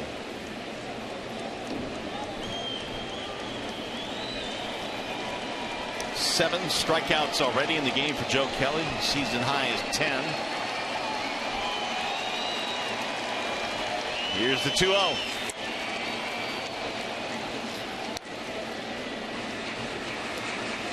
Kelly's just very confident in all his pitches. Even when he falls behind Tigers hitters and you think a fastball's coming, he does not give in.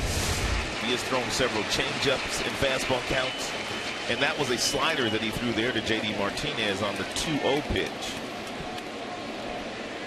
53% of his pitches so far here this evening have been off-speed pitches. 53% of the 60. 2-2. And we're talking about a guy who has a fastball that's 98 miles an hour.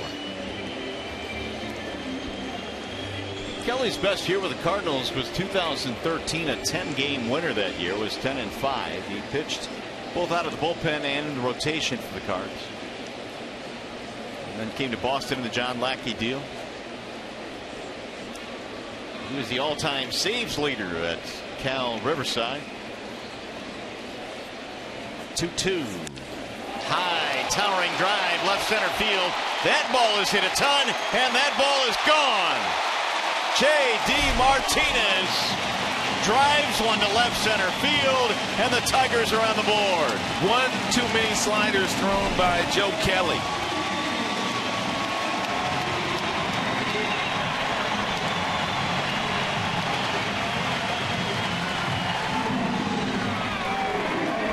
When you throw as many off-speed pitches as Kelly's thrown here today, you're bound to hang one, and that was hanging right over the dish for J.D. Martinez, who sends it into the bullpen of the Boston Red Sox. That's home run number 30 for J.D. And RBIs 72 and 3, which gives the Tigers some life now. 5-2 ball game. It's the 12th home run that Joe Kelly has given up this season. Collins cuts and misses. 0-1. Martinez now has 21 home runs and 51 RBIs in his last 52 games.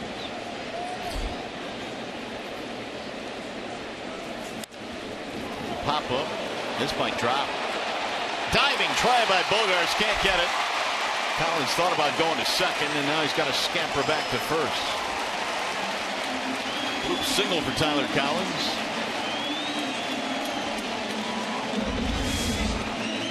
It's a great effort here by Xander Bogaerts. And once he does not catch it, he was able to pick it up with the bare hand, and you saw a very aggressive turn by Collins. He thought he was going to have a shot at getting to second. Nice recovery by their shortstop Bogaerts. Here's Castellanos.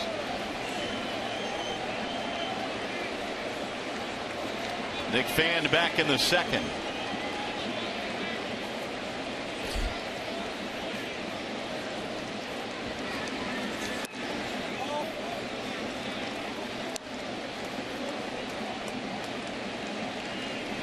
That was that inning in which Kelly struck out the side.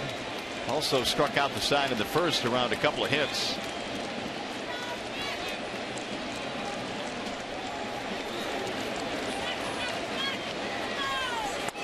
Wave and a miss. 1 ball, 1 strike on Castellanos.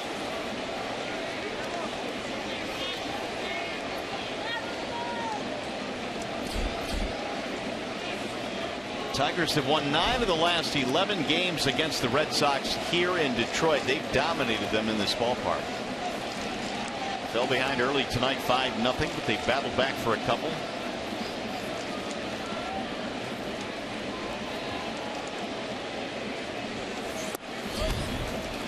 Two and 1.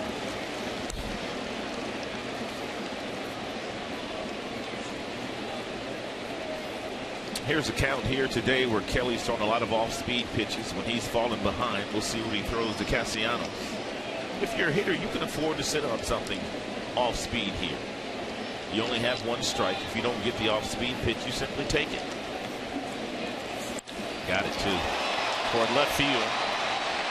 And a catch by Hanley Ramirez. It's a nice job here by Castellanos. It's almost like he was sitting on the off-speed pitches, as I mentioned to you. When Kelly has thrown as many as he has thrown today, you can afford to look for one in this count. And he barrels it up, and he hits it right to the left fielder, Ramirez. Looks like that same ball J.D. Martinez hit out of the yard. JD's might have been, well, Adam, they were pretty close. JD's might have been a touch higher, but they were both hangers. Here's Avila with 2 outs. 5-2 ball game. We're in the 4th. First of 3 this weekend between these two clubs. Ooh, Collins stumbling back into first base.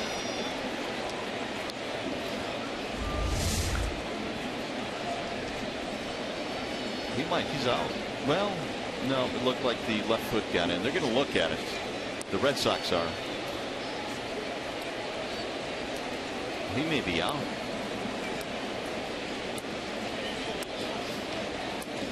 John Farrell right now is trying to decide whether or not they're going to. Yeah, they're going to look at this. You want to look at it? You want to check out, save it first? James Hoy, the home plate umpire, wants to know you want to look at it. And they do. Yeah, Ted Barrett, who's on the call, is going to have to come in and take a peek at it. The imposing Ted Barrett. Big man.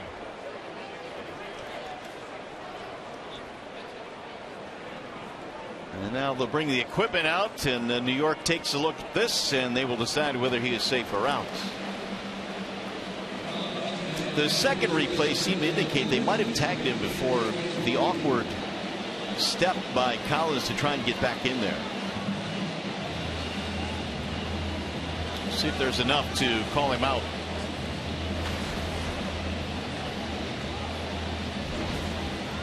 If they call him out, the inning is over. Here's another look.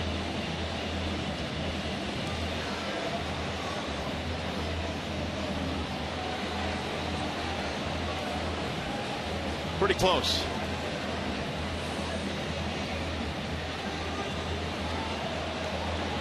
Certainly worth taking a shot if you're the Red Sox.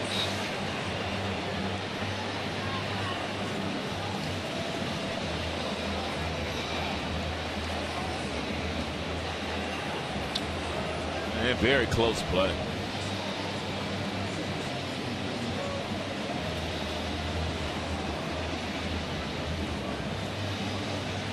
And it looks like we've got our call. Or not.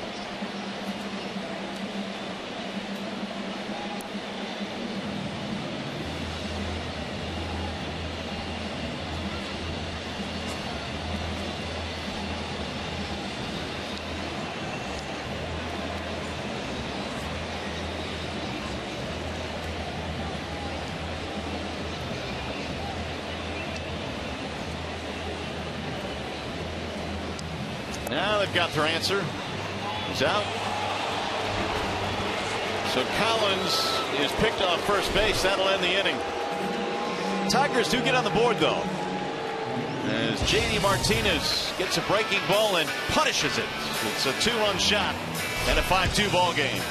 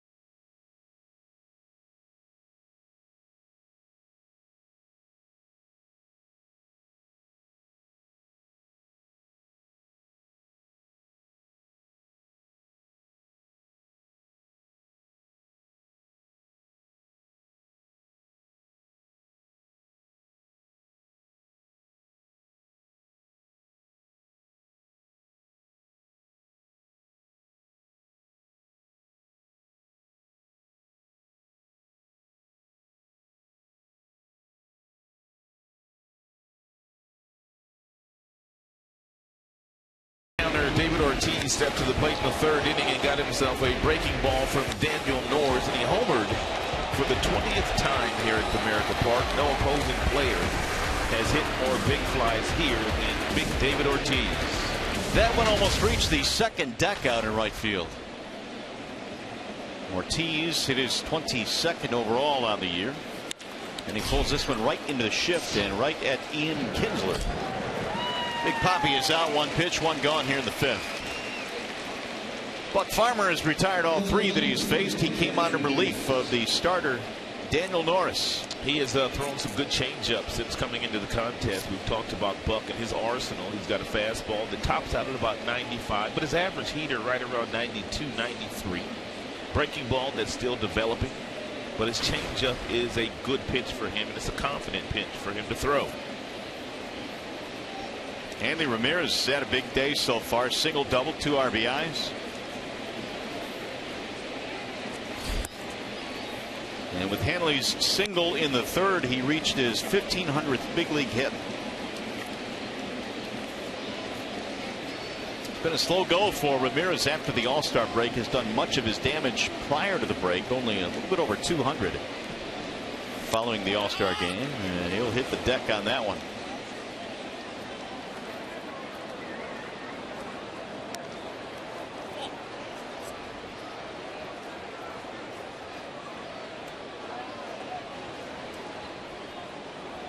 Well, this one really stinging Hanley Ramirez.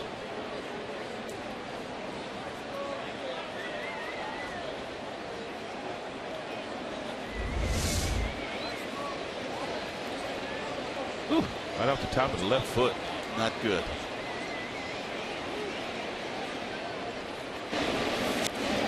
Ooh.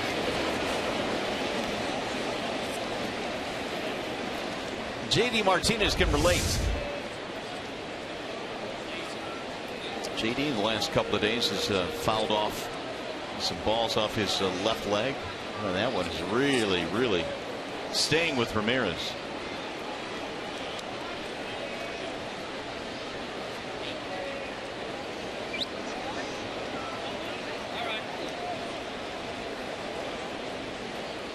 You're going to put a guard on now.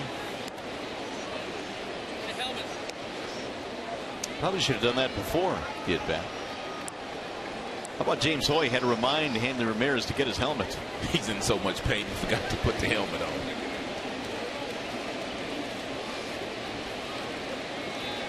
One ball, 1 strike. We're in the 5th inning, 5-2 Red Sox lead.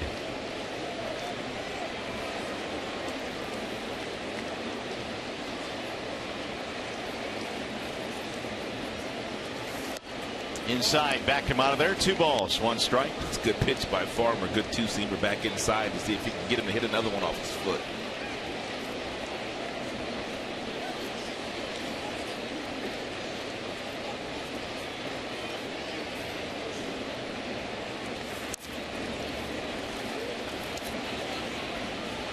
Two and 2 the count. Did he get himself again? He threw another one of those 2-seam fastballs in there. Just missed his foot. He's going to be opening up that front side right now. Good fastball away. Good changeup away. Good breaking ball down and away. Get you a strikeout. Ground ball, 3rd base side, behind the back. Castellanos goes to the grass, and his throw got him by half a step. Sore foot or not, Ramirez able to bust it down the line, but he's out. It's a nice play here by Castellanos. He backs up. He gets the proper hop. He knows he has time to throw. And throws it firm across the diamond just to get Ramirez.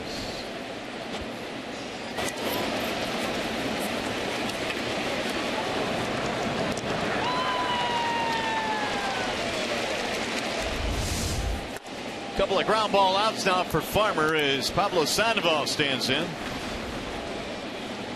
Sandoval had an infield hit in the 3rd.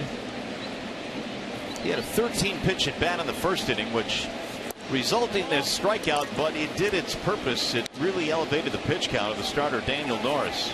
Yeah, Daniel really just didn't have it here today. Lasted only 3 1/3. Gave up 9 hits, 4 runs.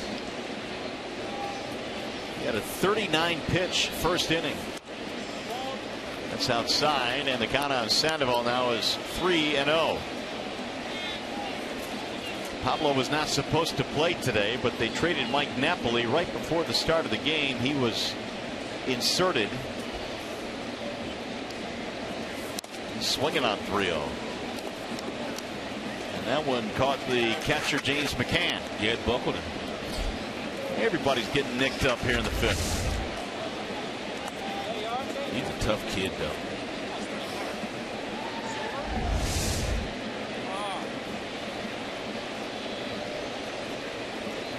Meanwhile, Hanley's still feeling it in their dugout. Yeah, his puppy's still barking a little bit. There's a walk, 2 out base on balls for Sandoval. Here's our Comerica Bank game summary for this one. David Ortiz, his 20th career home run here at Comerica, more than any other opponent in this ballpark. J.D. Martinez 2-run shot. Daniel Norris went 3 1/3 in his first home start as a Tiger.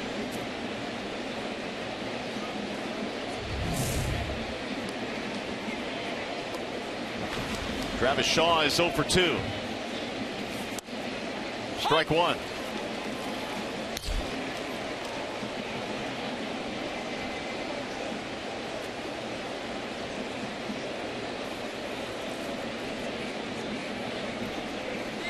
Farmer has retired 4 batters and given up a walk in his relief effort today.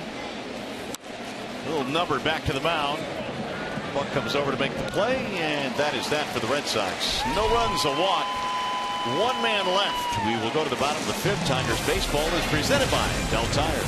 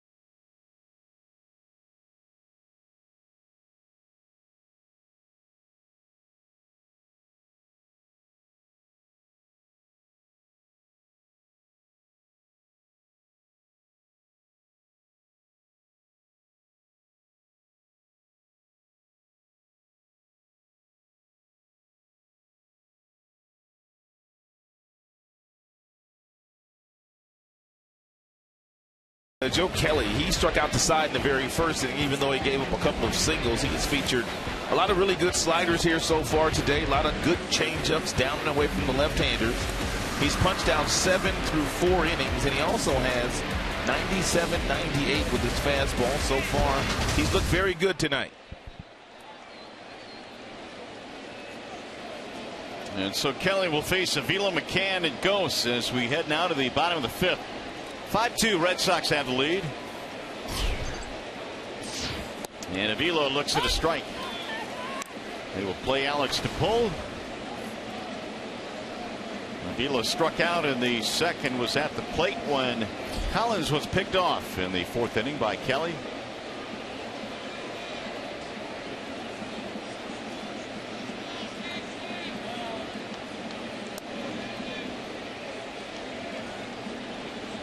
First of 3 between these two squads. Simon going tomorrow night for the Tigers, facing Wade Miley. Alfredo Simon's still not quite 100% with that groin problem, but he'll give it a go nonetheless. 1 ball, 1 strike on Avila. He kind of used that groin to his advantage the last time he went out there. He didn't have a good fastball, but he threw a lot of off-speed pitches, a lot of split-fingered fastballs. He kept the Orioles off balance. Here's the 1-1. I think Simon's fastball only topped out at about 90-91 his last outing. Well, hopefully he'll be able to handle the Red Sox tomorrow night. It's an important 3-game series for the Tigers when you consider winning 2 out of 3 against the Royals if they're trying to build some momentum. And I say that because the road trip, which is coming up, is going to be a fairly difficult one. They'll go to KC. They've got Houston, who's in first place, and the Cubs, who have all that young talent.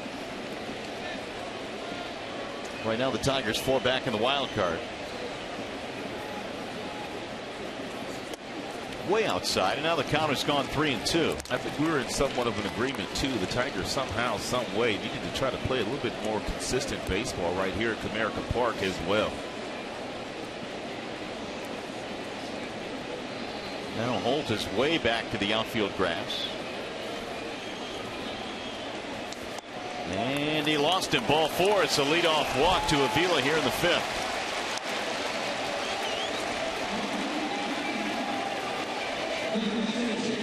He's going to bring up McCann.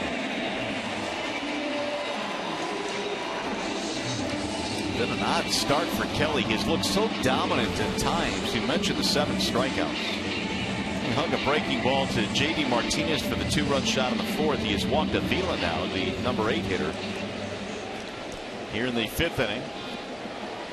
He's thrown a total of 74 pitches, 43 strikes, 31 balls. The majority of his pitches have been off speed so far this evening. Fouled away 0-1. Red Sox 9 hits, Tigers 5 hits in this game.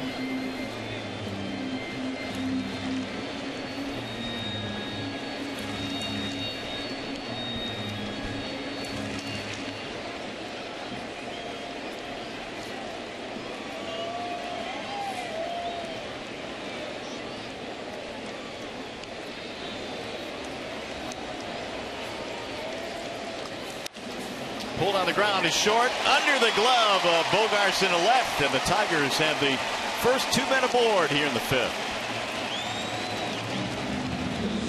Walking a single.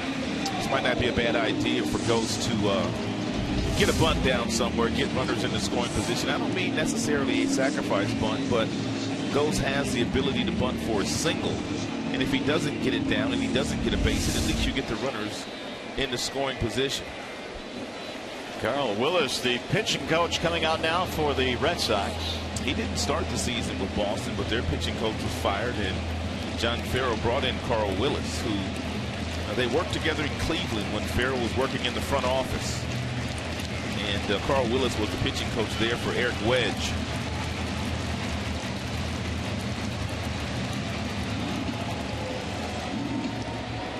Well, calling all Oakland University alumni, students, and fans, get a Tigers hat in OU colors and a ticket to see the Tigers play the Indians September 4th at 7:08 when you buy a special ticket package exclusively at tigers.com/special events.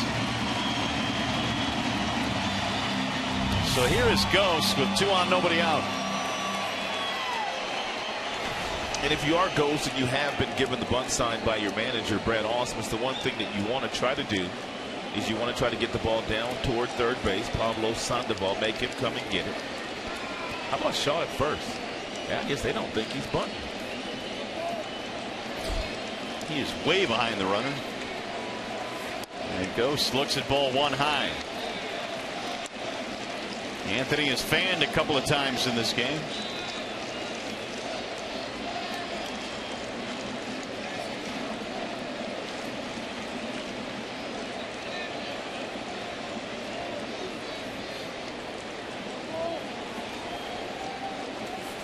Swing and a miss, 1-1. if you're Ghost, you know that at some point in time that Kelly's going to throw you that changeup because you have not been able to pick it up yet. He's punched out twice, and both of the strikeouts tonight have come on the changeup thrown by Joe Kelly. Kelly in some trouble here in the 5th. Here's the 1-1 offering. Line drive caught by the second baseman. They'll get a double play. Avila was off the bag and headed to third. A line double play. One of the things that you have to do when you're in scoring position and there's no outs or there's one out, when the ball is hit on the line, you've got nowhere to go. You have to simply get back to the bag. Not only did Alex take a step toward third base, but he ran toward third base. Something else that you have to pay attention to as well is with the way the infielders move around these days with the shifts, you really have to check the placement of the infielders after every single pitch because guys are moving so frequently. It literally does after every single pitch. Right. Now with 2 outs, here's Iglesias, and he looks at a strike. Kelly gone to that fastball now, 95, 96.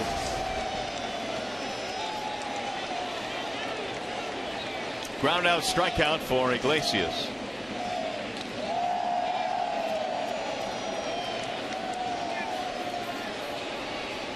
Here's the 0-1. That one just missed. 99.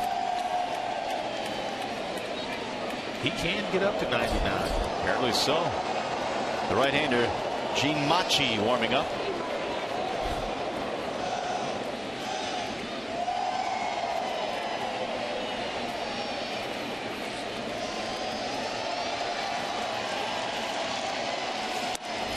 In there, a strike called at 96. Another fastball from Kelly. Xfinity is the sponsor of our high-speed pitch here tonight on Joe Kelly. 99, you just saw it. 79 with his breaking ball here. There's a 20-mile differential in between the fastball and his slowest breaking ball so far this evening. Fouled off.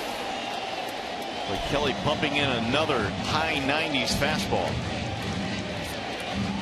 And maybe that was a message by the pitching coach Carl Willis. Stop throwing so many off-speed pitches and get back to that high-octane heater.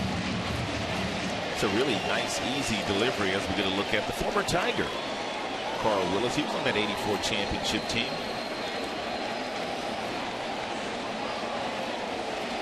Were you guys around at the same time? Nope. He came up after I was gone. Time call now as Iglesias steps up.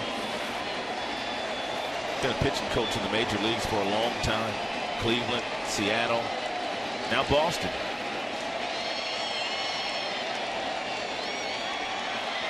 One and two on Iglesias. Bouncing ball to first, and right there is Shaw to step on the bag. So a promising start, but it fizzles in the end. We played 5 here at Comerica.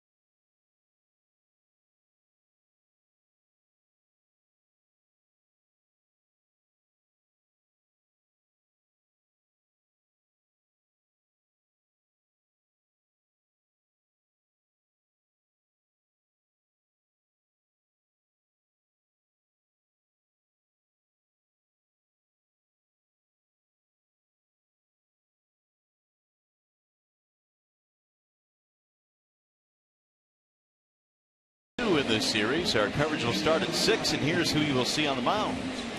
Wade Miley for the Boston Red Sox. He's 8-9 with a 4.55 ERA, and the identical ERA for Alfredo Simon, a 4.55. He's won 10 games and lost 6.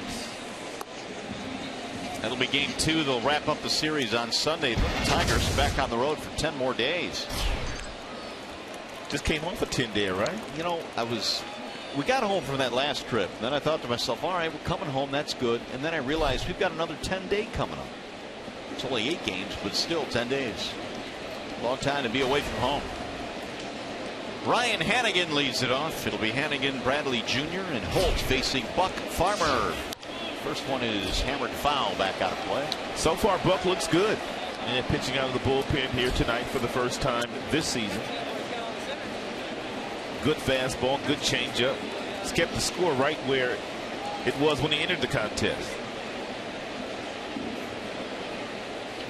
Farmer has had 4 separate stints with the Tigers this year, with 7-3 in Toledo this season. The 0-1. He nailed him. Hannigan hit by the pitch. And nowhere for Hannigan to go. That 92 four-seam fastball right in off the left elbow looked like. Sounded like it hurt. Been hit there many times. It's almost worse to get hit there right above the elbow than actually getting hit on the elbow. Is that where when you get hit there, do you get the tingling feeling? All the way down. All the way down. He's trying to get the feeling back in his arm right now. Actually, I jumped the gun on Buck Farmer. This is his second relief appearance of this season. So the leadoff man is on. Bring up Jackie Bradley Jr. Bradley's got some speed. Bunting is part of his game. And because of that, Castellanos trying to take the bunt away, opening up the left side of the infield. And he showed bunts, but took it outside 1-0. Well, he had to believe sooner or later that Bradley would try and get something going. He came in batting just 118. Guys with his speed. Yeah, signaled sharply his last time up.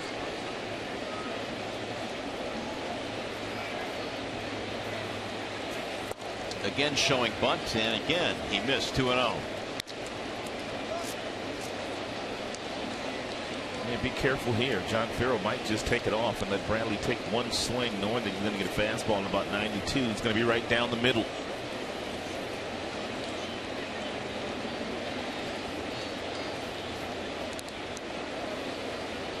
Yep, took it off, and it's grounded foul. And now put it back on. He gave him his one swing. You missed it. Now lay it down.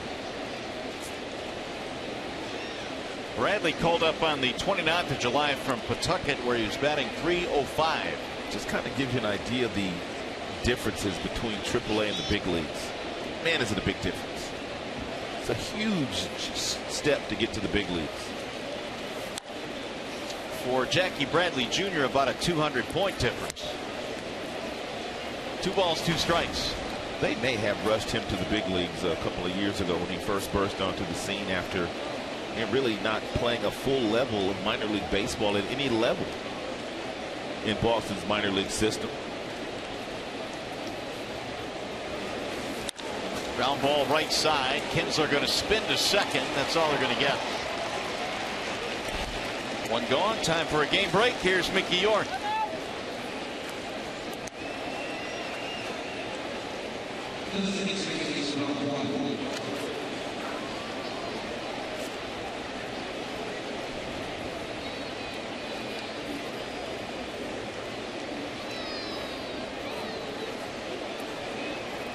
Oh, that's a lot of offense there. It is a lot of offense. The Twins, they are struggling. Minnesota suddenly out of the wild card position. The Twins losing 5 in a row coming into play tonight. That's fouled away by Brock Holt.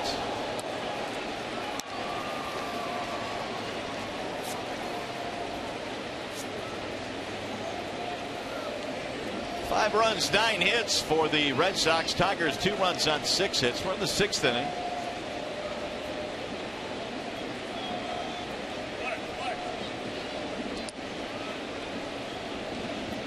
Holt wants the signals again. Boston got him in a deal with the Pittsburgh Pirates. Mark Melanson went the other way. Melanson turned out to be an all-star closer this year for the Pirates.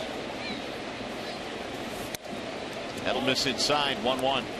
That turned out to be a pretty good deal for both teams because Brock Holt also made the all-star team this year.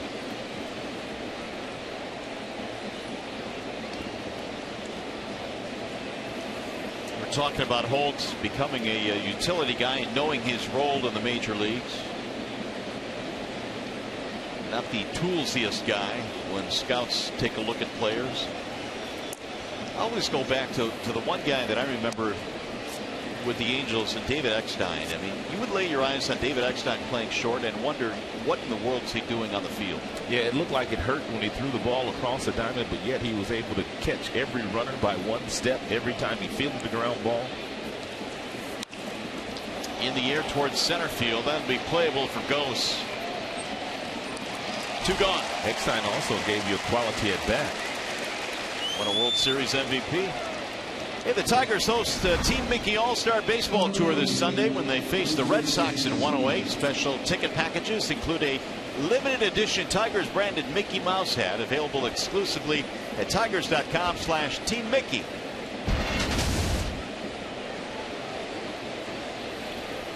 Two outs now for Rusney Castillo.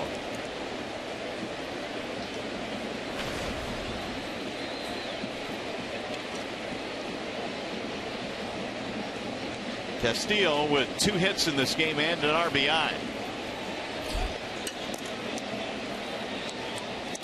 They are waiting for him to get it done at the major league level. They gave him a big contract. He's a native of Cuba.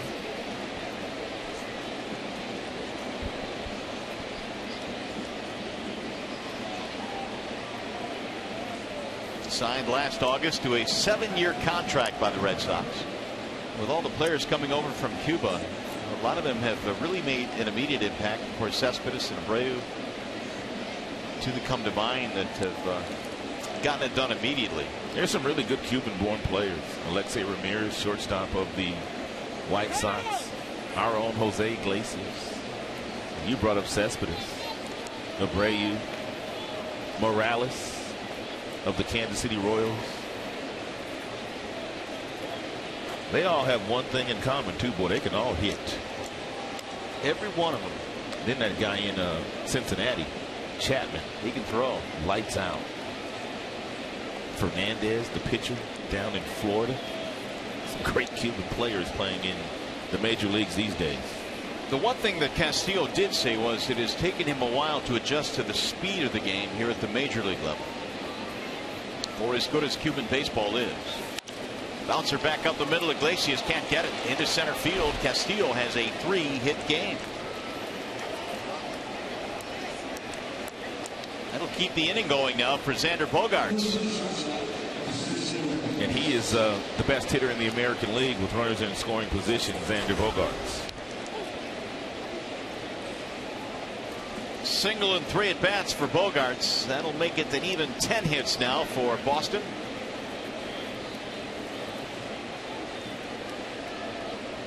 .391 coming in for Xander. Once again, McCann goes out to the mound and have a chat with Farmer. Buck came into this game in the 4th inning when Daniel Norris was taken out.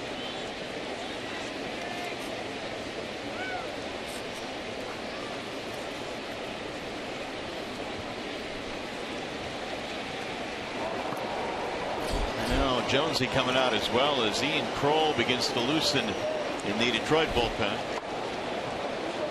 Well, if you're Bogaerts, you know you're going to get something to hit because David Ortiz is standing in that batter's box, and Ortiz is starting to swing the bat the way that he is capable of swinging the bat. But Jones just wants to refresh the memory of both McCann and also Farmer as to how they want to try to pitch to Xander Bogaerts. I think he's trying to buy some time for Kroll here to come on to face Ortiz if it got that far.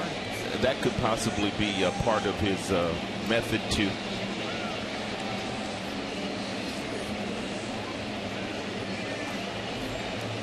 So a big bat lurking in the on-deck circle, but a pretty good bat right now in the batter's box.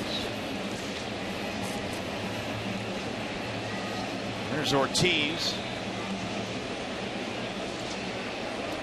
2 on, 2 out here in the 6th.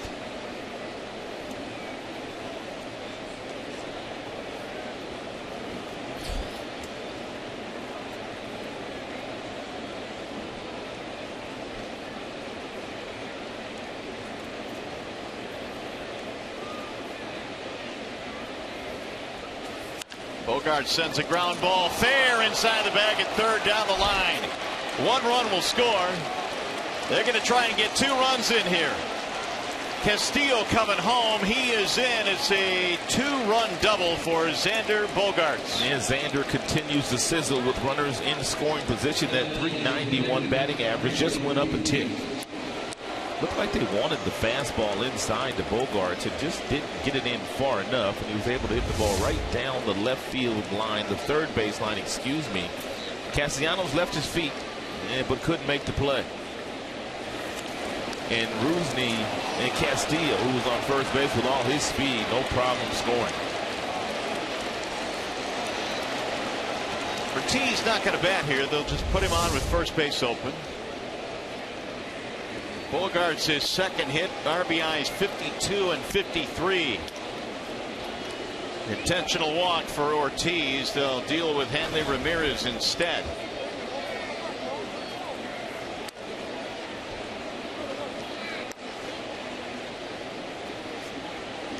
That is the 10th intentional walk now for Big Papi, and that leads the Boston Red Sox, not surprisingly.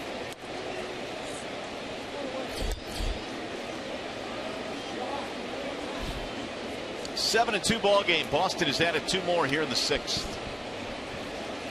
And there is ball 4. So the intentional walk leaves them at first and second.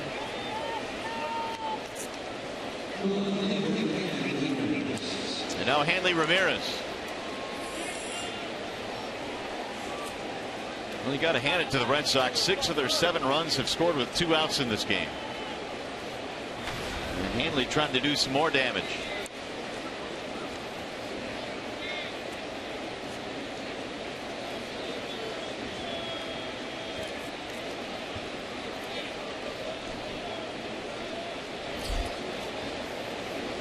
Two-run double in the first inning for Ramirez. And he pops it up foul, back out of play. Hanley also has a single, so it's a 2-hit game for him, and he came in 1 for his last 12. And Boston's bats really perked up here tonight. They have 11 hits already against Tigers pitching. Yeah, this was on the heels of losing 2 out of 3 to the Yankees, in which they scored 6 runs that entire series. They got more than that already tonight. That's lifted in the air to center field, playable for Ghosts, and that'll end the inning. They get 2 more. Do the Red Sox leave a pair? We go to the bottom of the 6th.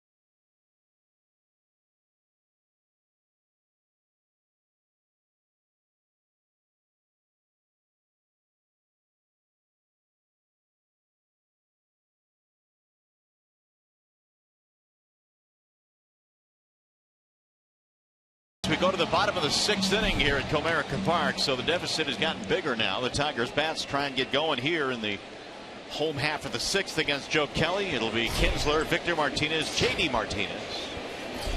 11-6 the Tigers have been out hit in this game, and we'll see if Ian, who has done it twice already with a couple of hits tonight, get it started in the 6th inning. Kinsler had a 2-out single in the 1st and a leadoff single in the 4th.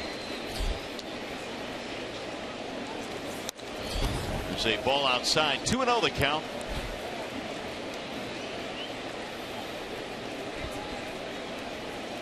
Kelly pitched out of trouble in the 5th. First 2 men reached, but he got a line double play, which really helped out his cause.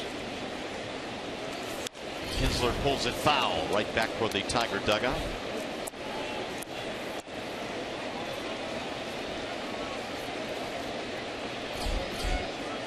Victor waiting on deck.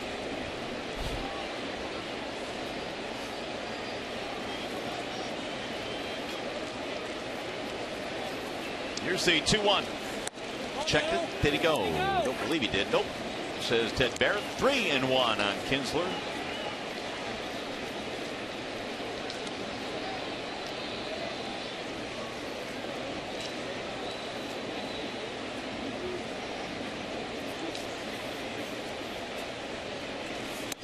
Ball high. Walked him. Leadoff man on again. 3rd straight inning for the Tigers. Kinsler reaches for the 3rd time. We got Victor Martinez.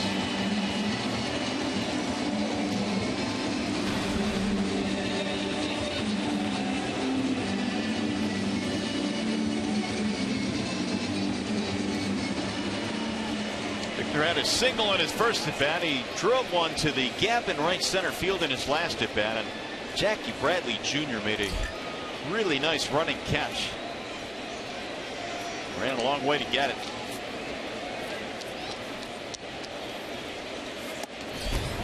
It's ball 1. So Kelly now trying to build himself a jam here in the 6th.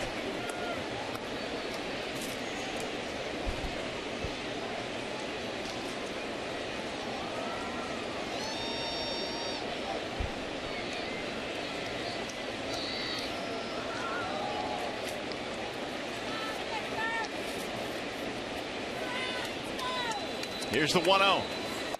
Outside, 2-0, and now time called by Ryan Hannigan. He'll go out to the mound. Kelly's starting to flirt with danger because Martinez is waiting on deck. Put a couple of guys on here, and Martinez pops another one out. It's a new ball game again. Even though Kelly's thrown a lot of breaking balls in this particular count all night long, if you're Victor Martinez, you have to sit on that fastball. If you get it, go ahead and turn on it like you've been doing the last couple of nights.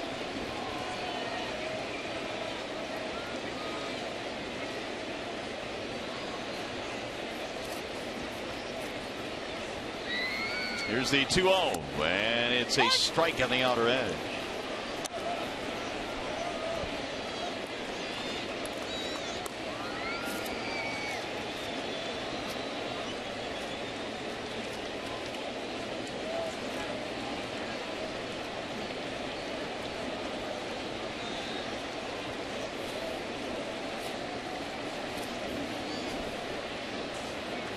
The 2-1. It's steady. Fibers went back to first base. Well, in the last half inning, apparently there was a disagreement in the Tigers dugout. McCann and Iglesias got into it a little bit, and Castellanos had to take Iglesias out of there, who fired his glove at McCann. Yeah, don't know exactly what was going on down there. Obviously, there was something related to the defensive end of last half inning, but we don't know for sure. It's outside. Now it goes to 3-1 on Victor. You're bound to have a few of these during the course of the season. And Anthony Ghost now trying to make sure he calms down here.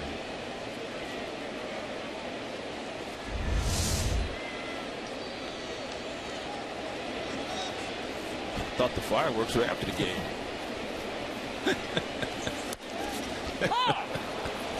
3-2 on Martinez. They teed it up for me. Had to do it. Speaking of which, there will be a fireworks show after the game. Since you bring it up. But things got a little bit heated in the Tiger dugout.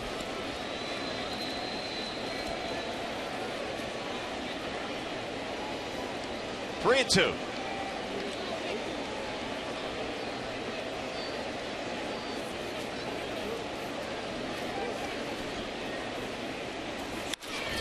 In the air, center field, hit pretty good. Bradley Jr. though has room. Victor hits another ball hard, but not deep enough. And speaking of fireworks, let's take a look at the big boys. Big play of the game last time. JD Martinez stepped up. He got himself a breaking ball that was sitting on the tee thrown by Joe Kelly and hit his 30th home run of the year into the Boston Red Sox bullpen. Pretty swing by the strong, powerful right-handed batter.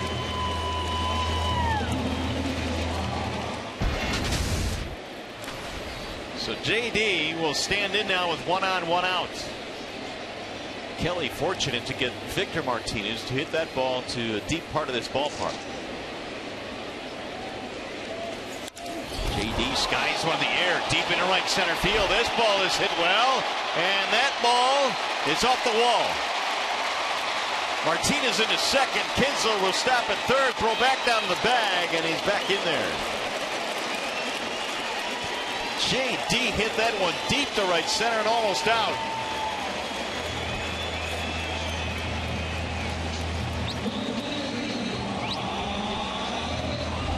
JD has power to all fields. As a matter of fact, a good majority of his home runs have gone to right field this year. Bradley couldn't get there, nor could Castillo. If you're Kinsler on first base, you had to wait momentarily to see where the ball was going to be caught or not. Castillo played it perfectly off the wall, which meant Dave Clark, the third base coach, had to hold Kinsler up at third. It's going to be it for Kelly, who gives up the baseball. Pitching change here in the 6th inning at Comerica Park, courtesy of Wallside Windows. They go to the bullpen, and we'll be back.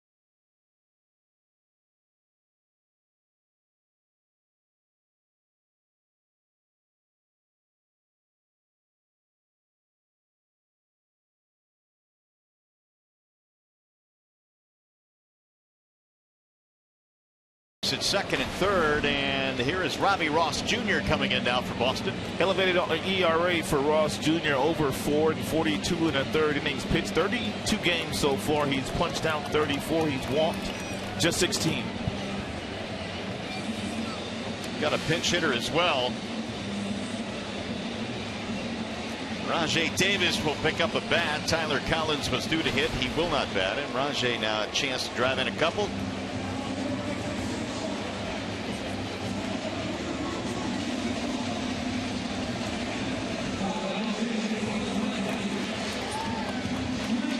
Rajai Davis has gotten the most pinch hitting opportunities this year for Detroit. He is 3 for 18 with 1 pinch hit RBI. Self-base hit here and can climb back into this game now. Only in the 6th inning.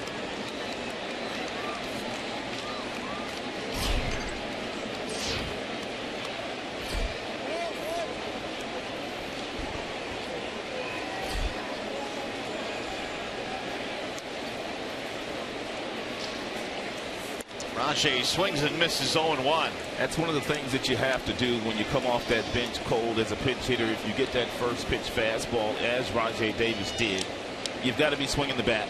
You got to be ready to hit.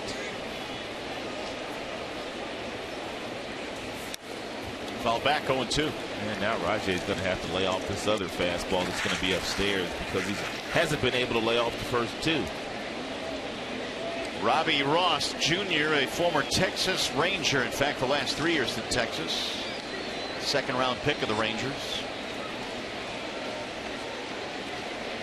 Began his career as a starter in the minor leagues.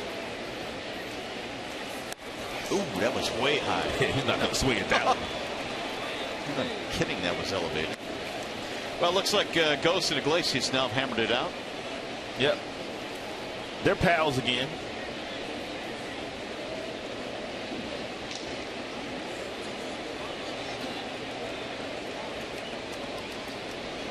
One and two.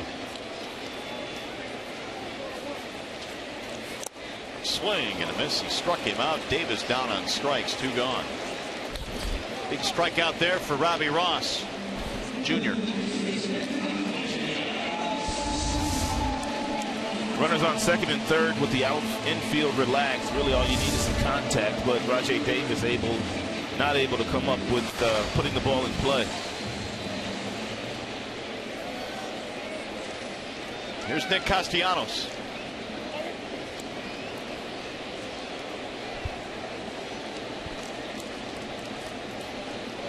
Nick with a strikeout and a flyout.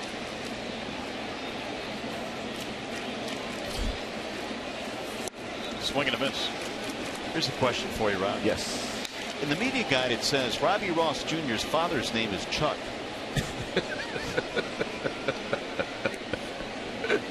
I'm serious. So how is he a junior? That's a good question, man. And it's one I can't answer for you. I'm sorry. No balls, 1 strike. That's low and in, and the count now is 1-1 on Robbie Ross Jr. Well, anyway, his father Chuck was a second-round pick in Milwaukee back in 1975. That's funny. It's first for me.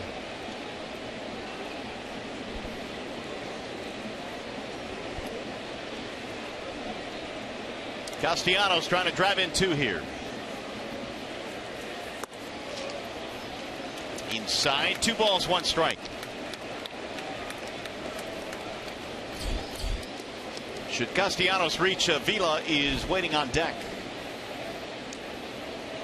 Kelly taken out of the game here in the 6th after 2 reach. Kinsler and JD Martinez walking a double. JD almost hit it out for his 2nd home run of the night. And Castellanos takes another one that missed, and the count goes 3-1.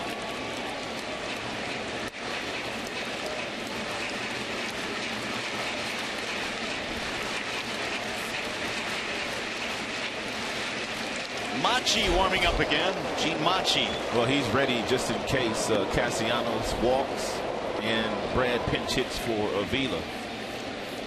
They would have Machi ready for him. It would be Marte. Foul back. He may have swung at ball 4 there. Fastball up in the strike zone. Instead, it's 3-2.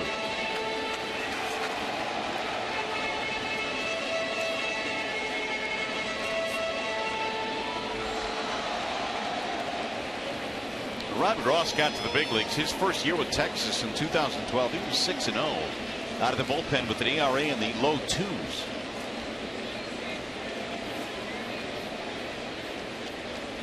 Here's the 3-2. Soft grounder back up the middle. The second baseman Holtz will throw him out, and the Tigers will be turned away here. 2-1. If they score none, we go to the 7th.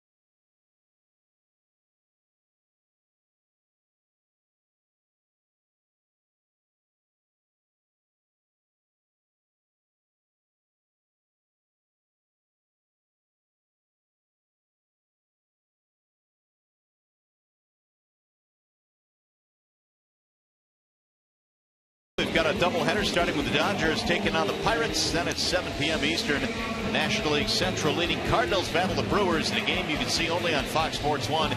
Coverage begins at 3:30 Eastern, only on Fox Sports 1 and streaming live on Fox Sports Go.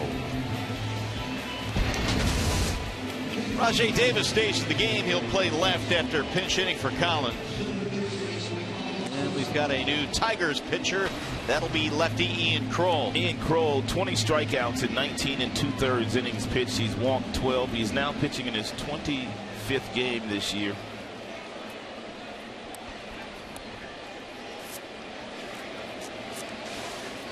So Kroll will face Pablo Sandoval here in the 7th. Sandoval, Shaw, Hannigan. 7-2 the score. The Red Sox have the lead in this one tonight. And Sandoval looks at a strike. 7 runs on 11 hits for the BOS Sox. 2 runs, 7 hits for the Tigers. Pablo's been on base twice, walking a single. Infield hit. Chopper to the right side of the infield. Mile handle it, and Sandoval is out of there. 1 gone.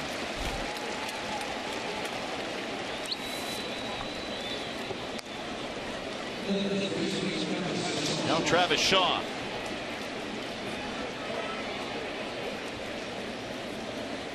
A couple of fly balls and a ground out for Shaw.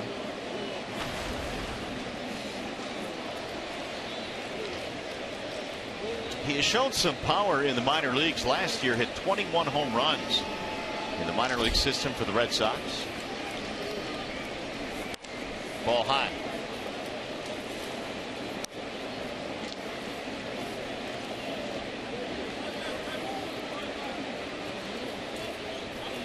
Now the 1-0.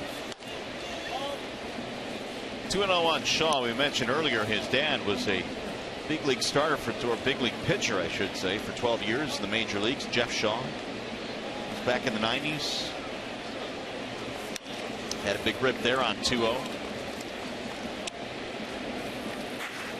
Kroll replaces Buck Farmer, who was doing pretty well until that 2-run double by Xander Bogaerts in the 6th inning extended the lead to 7-2 for Boston. In there is strike call. 2-2 on Shaw. Real good pitch there by Kroll. Started it right at Shaw. Shaw's knees buckled, and that breaking ball landed softly in the glove of McCann. Fouled away.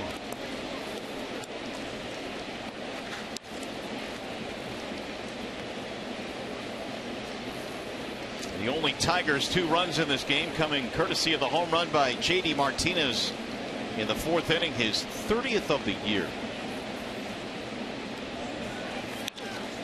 High pop up, shallow right field. Kinsler backing up.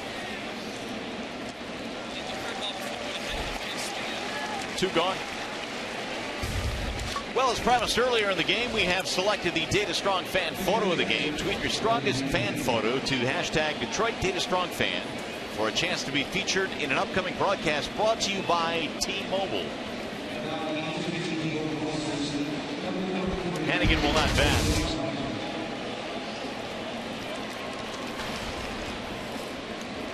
Blake Swihart is the pinch hitter.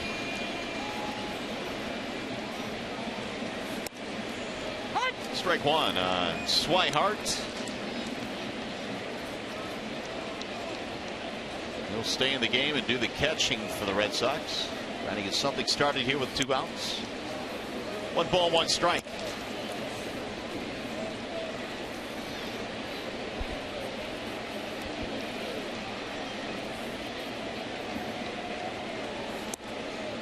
Just off the outer edge. 2-1.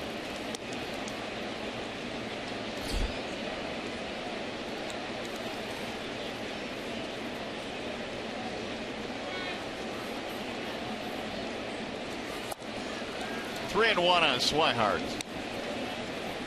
Daniel Norris started this one for the Tigers. His first start at home after pitching brilliantly in Baltimore following the trade that brought him over for David Price. Pulled to left field. That's going to get down a base hit. Davis goes over to cut it off. Swihart will hold with a 2-out single. Even a guy that's batting .238, if you throw him a 3-1 fastball that's right down the middle, they're not going to miss those. And that fastball was up in the strike zone, gripped to left by Blake. Well, Justin White has some more on Swihart.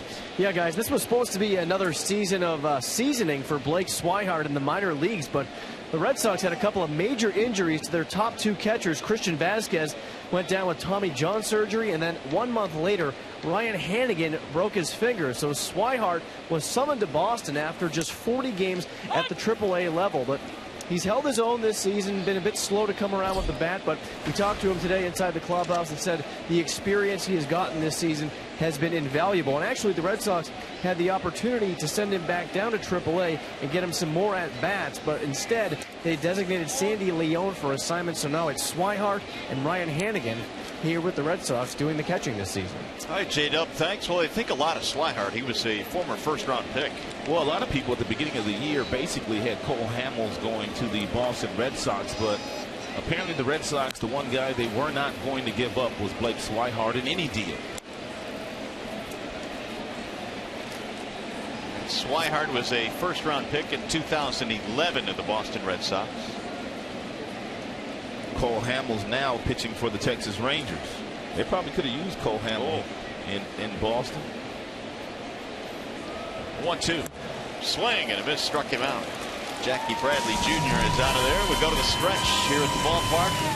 7-2.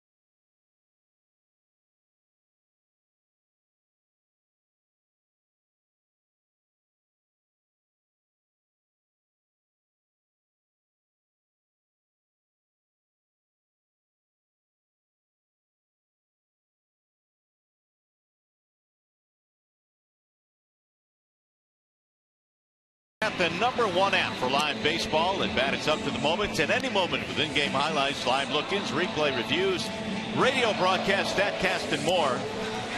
Get MLB.com and bat on your smartphone or tablet. Tigers down 7-2 as we go to the bottom of the 7th here at the ballpark. We have a new pitcher for Boston. That would be Gene Machi. And Machi is pitching in his 3rd game. He's only pitched an inning and 2/3, gave up 3 earned runs, 2 walks, 2 strikeouts, and 1 walk for Machi. Blake Swihart will stay in the game and catch. So Machi replaces Robbie Ross Jr.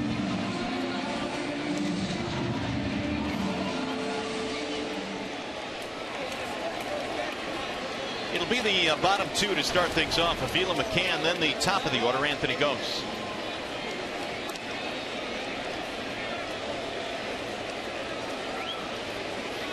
Machi was acquired from San Francisco, was claimed off the waiver wire right at the end of July. Hadn't been with Boston very long. Grounded foul, 0-1. And first pitch by Machi, nice little 2-seam fastball at 93 with some late life on it. Bochy had a 5 ERA with San Francisco, 5.14 prior to being let go. Designated for assignment at the end of July. Playing a pull against Avila as we get things started here in the bottom of the 7th. Foul the other way, 0-2.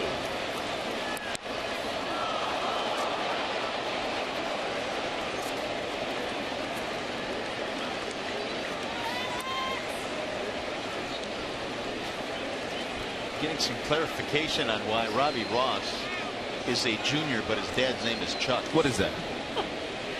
Well, apparently his Chuck's name is Robert, but Dad went by Chuck, but his real name is Robert. So Robbie Ross. Oh. It's all starting to make sense. It does make a little sense. Avila out on strikes, 1 gone.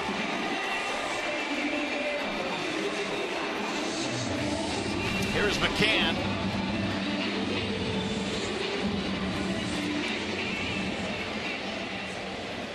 James 1 for 2, single ground out.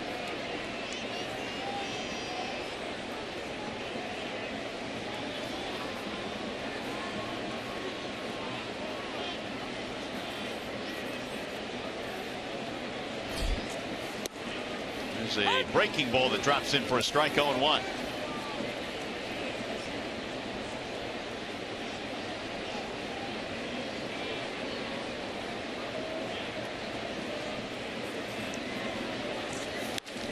Drilled toward left center field. That's going to be extra bases. It'll go all the way to the wall. McCann is going to second, and he'll stop there with a 1-out double. Looked like for a moment there that McCann was entertaining the thought of trying to get his 4th triple of the season, but he pulled up wisely at second base. 2 more hits for McCann. Yeah, it's a fastball, 2-seam variety that didn't do a whole lot at the top of the strike zone, and for a right-handed batter, not that difficult to climb the ladder as McCann does and finds that gap in left center field for a stand-up double. Here's Anthony Gose. Been a tough night for Gose. A couple of strikeouts. His last at bat, though, he hit a line drive right at the second baseman. They turned a double play. And right now that stands to be one of the biggest innings in this game because the Tigers had 2 on, nobody out. And that short-circuited that inning. Yeah, they had the Boston starter, Joe Kelly, on the ropes.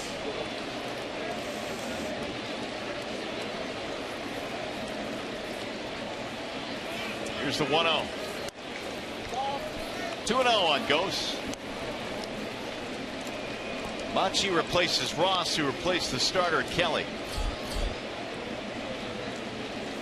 Iglesias on deck.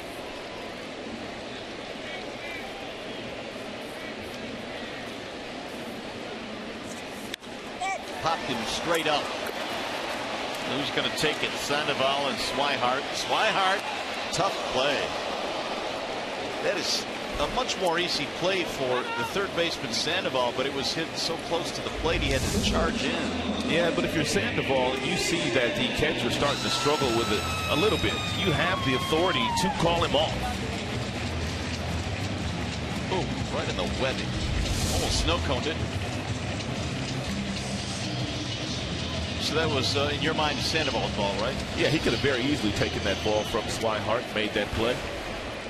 There are 2 gone now, and here's Iglesias. Let's see if Jose can get that run in from second. Iggy is 0 for 3. Swing and a miss, 0-1. Had a total of 20 hits in this game, 12 for the visitors, 8 for the Tigers.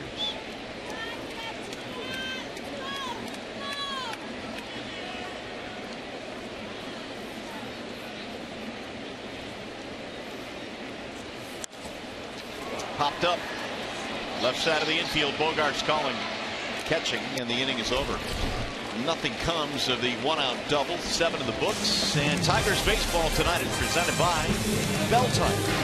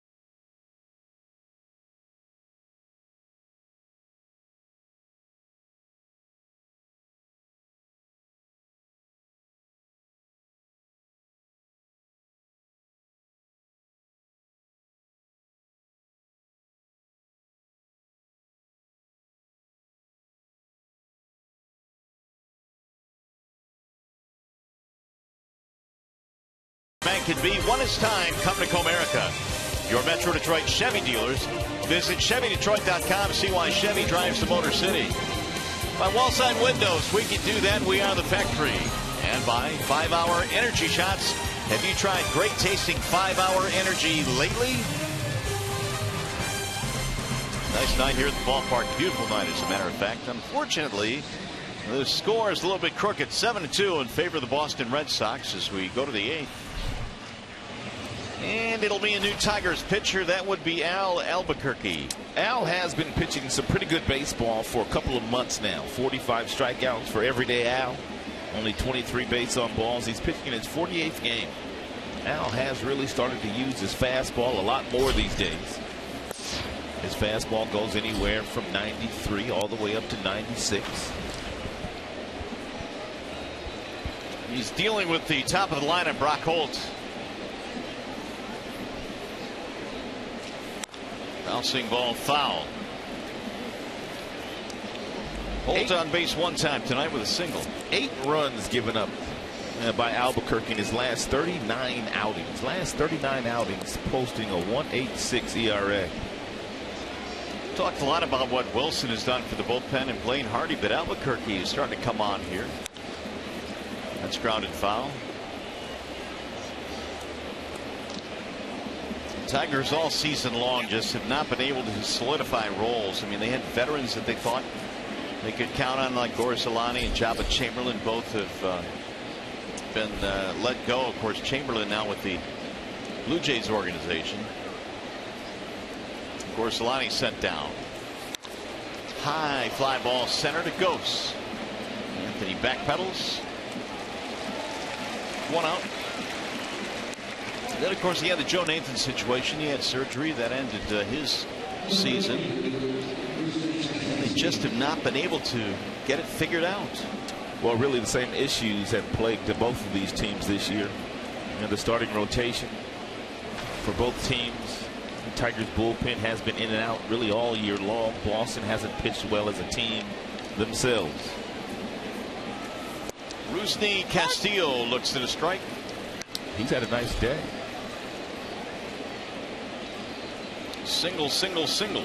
And he has scored all 3 times. It's also not going in.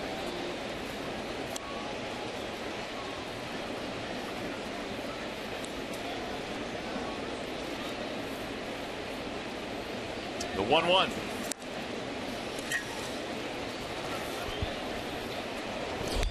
There is Justin Masterson warming up in their bullpen. Koji Uehara is their closer. Former Cleveland Indians starter Justin Masterson started his big league career with the Boston Red Sox. And Castillo goes down swinging. 2 outs here in the 8th. And nice little slide piece here thrown by Albuquerque. That was actually a pitch that Castillo could have at least fouled off. It was over the heart of the plate. It wasn't Albuquerque's best slider. Xander Bogaerts had a huge 2-run double in the 6th to make it 7-2.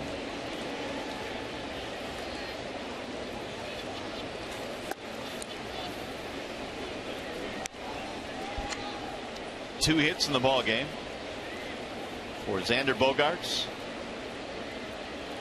Came in leading all major league shortstops in hits.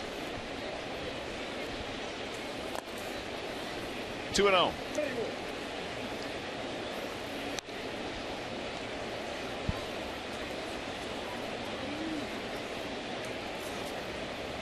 Bogaerts will not turn 23 until October the 1st. He's just a baby. Man. It means he's a Libra. How would you know that? Because my birthday's October 5th. Ah, there you go.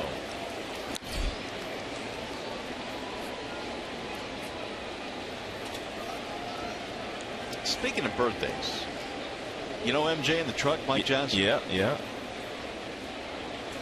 Happy birthday to MJ today. There's a base hit to left field.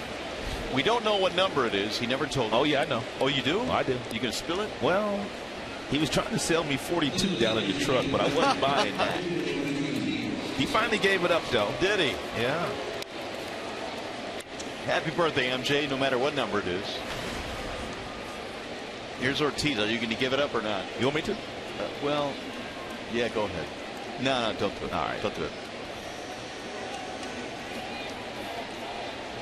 Ortiz stands in, and he looks at a strike 0-1. I will say this much. Okay. He's at least a half a century. Oh, nice. That doesn't totally give it away, though. No, it's in the neighborhood at least. Yeah, I mean, you know. At least half a century can also mean 80.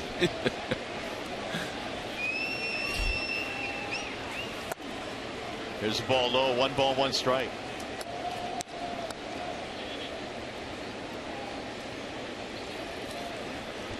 Two-run shot by Ortiz in the third. He also came in struggling in this game, was 1 for his previous 11. Red Sox getting healthy offensively in this game. He's got 13 hits. Swing and a miss. 1-2 on Big Papi. Looked like Big Papi trying to hit another one out of here for home run number 23. And the one he hit earlier in this game, there was nothing cheap about it back in the third inning against the left-handed starter, Daniel North.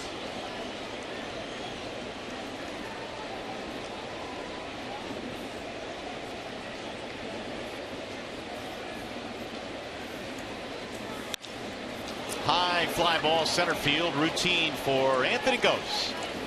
Good Big Papi that time, and that is that for Boston. No runs, 1 hit, 1 left. To the bottom of the 8th we go.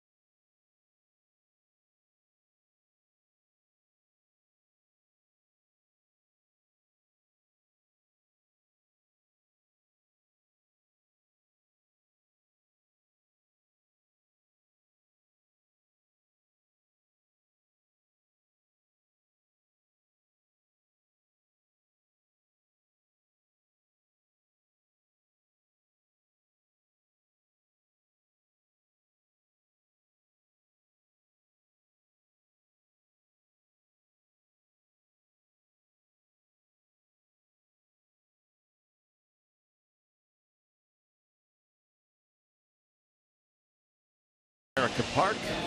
Tigers have been out hit 13-8 in this contest. Well, how about this? What's happened on this day in baseball history? We'll start in 1999. Wade Boggs homers off Chris Haney for his 3,000th career hit. How about these numbers on Pujols back in 2003? He joins Canseco as the only players in Major League history with 30 homers and 100 RBIs their first 3 seasons. On August 7th, 30 homers and 100 runs.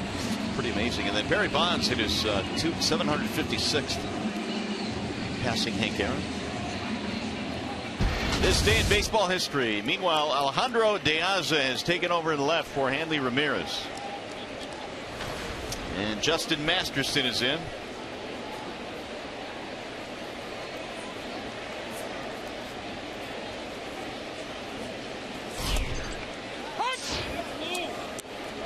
We told you that the Tigers have seen quite a bit of Justin Masterson over the years.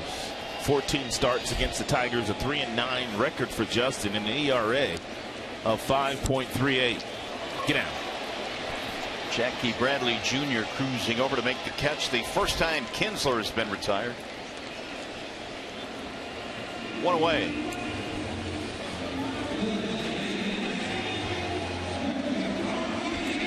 Just going to bring up Victor Martinez.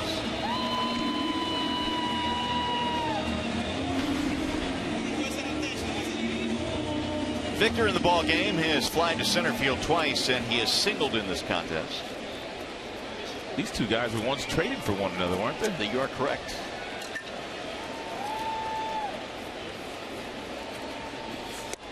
In there, strike 0-1. I really thought there was a time where Masterson was going to put it together and really be a really good starter for the Indians. Ooh, he threw behind him. Oh, that's not good. Apparently didn't hit it, but threw behind him. Victor had a little look out there like, what in the world are you doing? Well, in the big leagues, you just don't usually see pitches thrown behind the batter, especially the left-handed batter.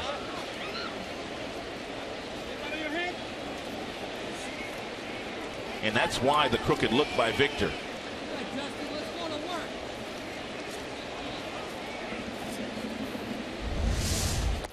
That'll sail outside.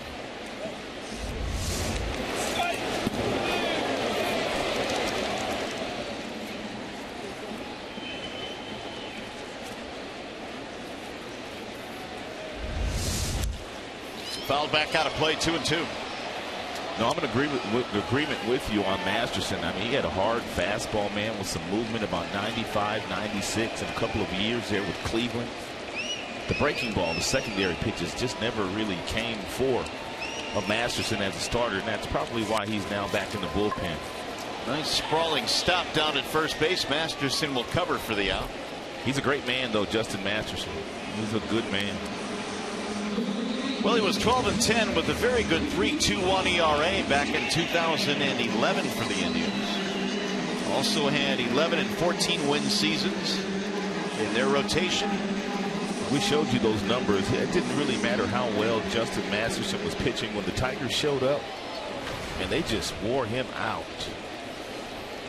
Martinez, JD that is, takes outside 1-0. Kind of like those same numbers the Tigers put on the former starter in Cleveland as well, Ubaldo Jimenez, who they've seen a couple of times this year already. 2-0.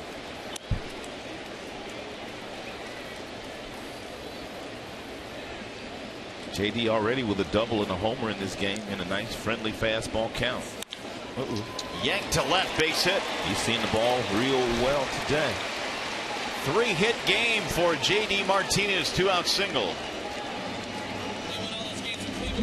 JD looking for the two-seam fastball. Knows the ball's going to tail inside. He catches it just right. Rips it right past the very talented shortstop, Xander Bogaerts.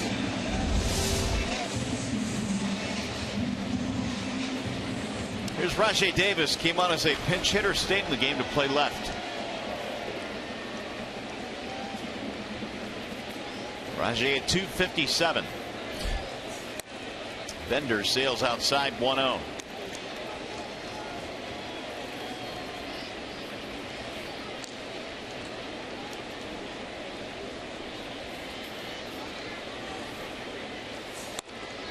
Just missed the outside corner. 2 balls, no strikes. Tigers desperately trying to get back up to the 500 mark. They came in 2 under at 53 and 55. Here's a chopper to short. Bogaerts will flip to the second baseman for the force. No runs, 1 hit, and 1 man left. We go to the 9th.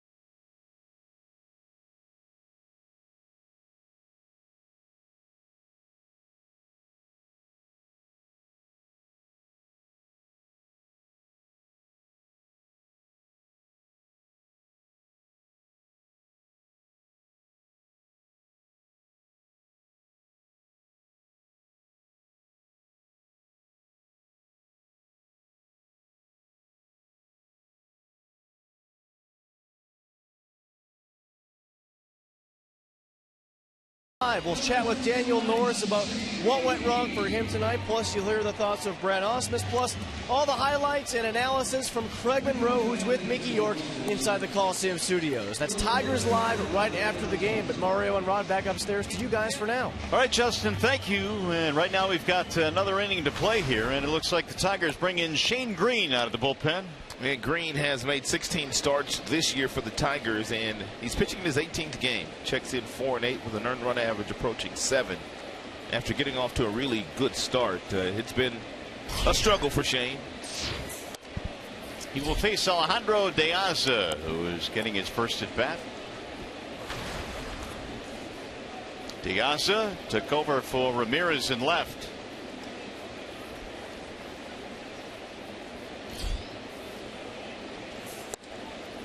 Strike called. Did you think after watching Shane Green's first 3 starts that by the end of the season he would end up in the bullpen? I did not think so, and especially after watching the way that he pitched last year as a rookie for the New York Yankees. Here's the 1-1. Fouled away. Well, that's where Green is, trying to get himself straightened out and perhaps in the future get back into the Tigers rotation.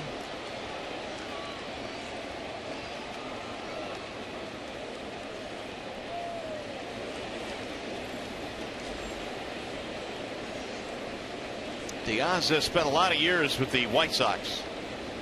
Baltimore part of last year as well. He'll golf one toward left field. Rajay coming in. 1 gone.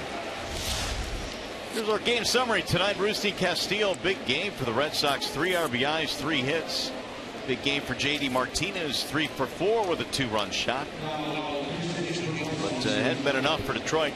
They're down 7-2 here in the ninth. Josh Rutledge will pinch hit for Pablo Sandoval.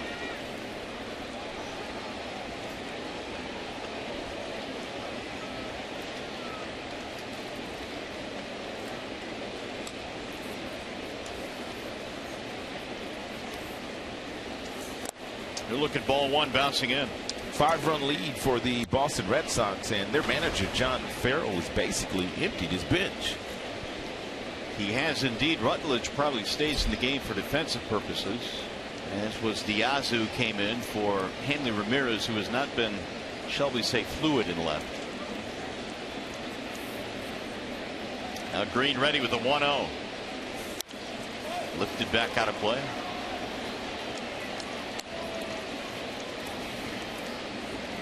Rutledge acquired on the 27th from the Angels, part of that Shane Victorino deal. He was at AAA Salt Lake where he was batting .274. Played short, second, and third there.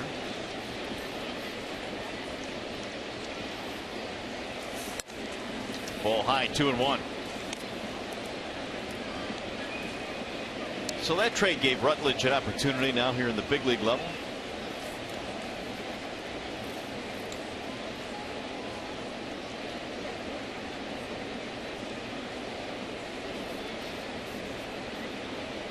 Here's the 2-1. 2-2 on Rutledge. 2 more to go in this series. So the Tigers are on the road. KC, Houston, Cubbies.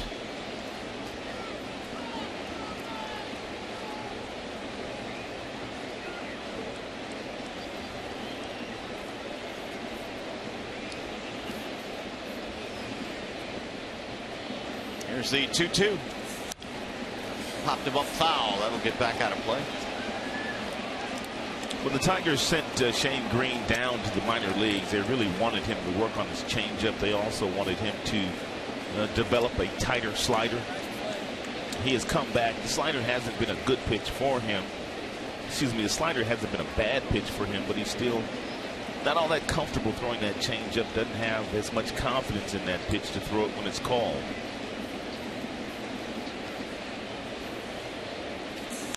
Bouncing ball to second, and that'll be routine there for Kinsler. 2 up, 2 down. Travis Shaw will step in.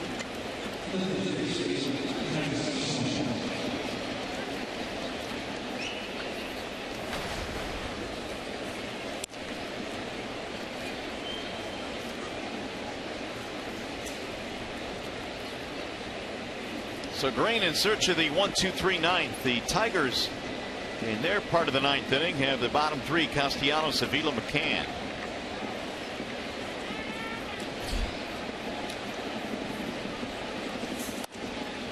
Ball one.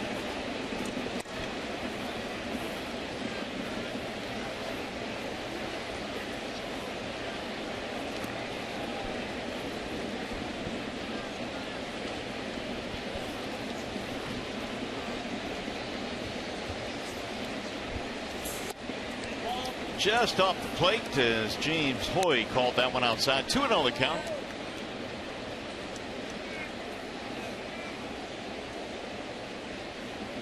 Norris started. Farmer came in. Albuquerque, Green.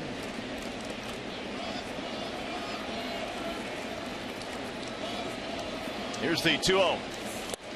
He'll take a strike right at the knees. 2-1 on Shaw.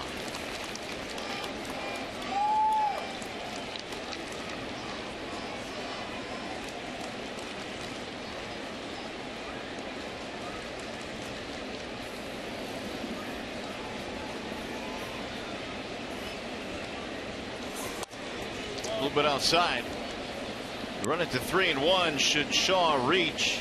Swihart waiting on deck.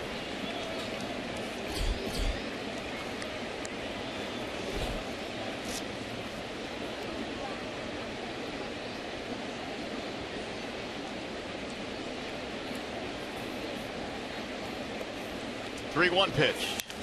Grounded foul. 3-2. Look out! They've got him scattered down there. Ball was headed back into the dugout.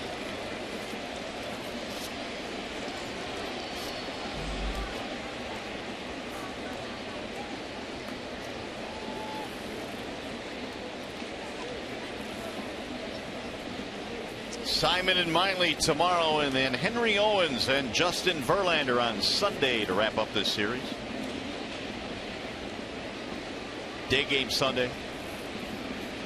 Here's the 3-2. We'll get back out of play. Day game Sunday, then off to Kansas City. 3 there against the Royals. We get in early enough on Sunday night where we can have some barbecue and not feel too guilty about having an after game. Yeah, when we do it after games, it's like 11 o'clock at night. It tends to sit with you overnight. Yeah, it does. Yet we still do it. Gates is probably my favorite barbecue spot there in Kansas City. Back out of play again. I'm with you on that. Gates is really good. Although the locals, they don't go for Gates. No, they go to Oklahoma Joe's, right? Oklahoma Joe's, yeah.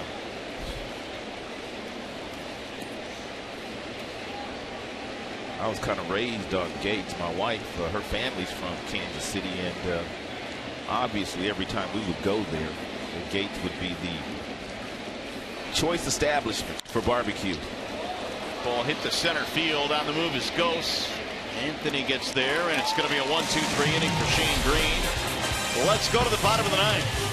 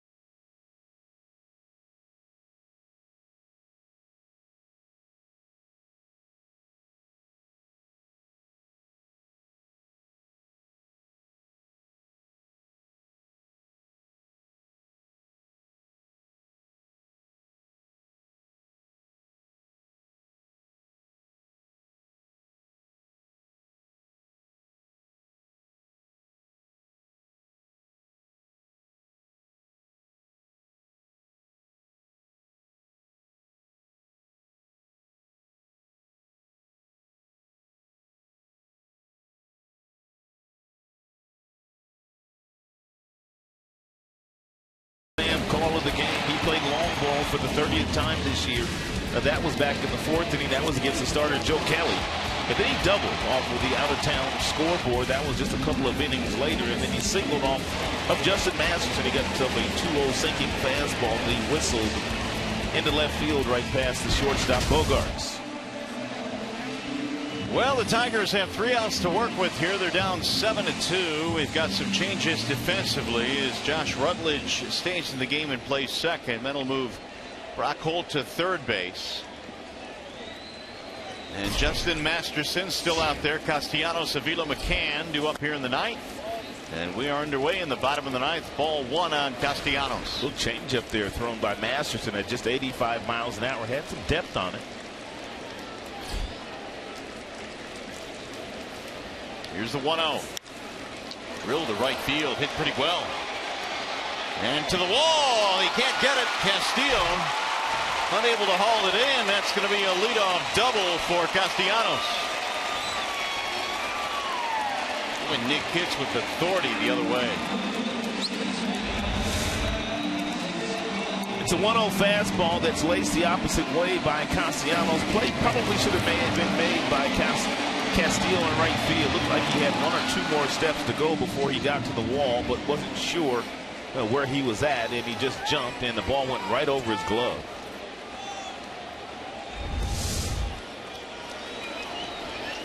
The Tigers have their 10th hit of the game now. Here is Alex Avila. A couple of strikeouts and a walk. Swing and a miss by Avila.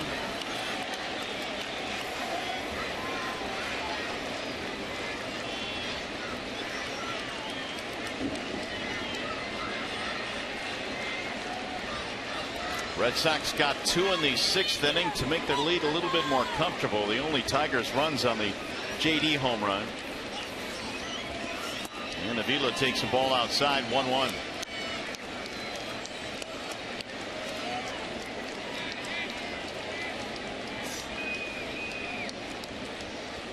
Masterson gave up a 2-out single in the 8th, but pitched out with no trouble.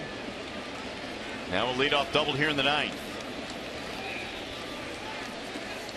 Bender sails way outside, and the count 2-1.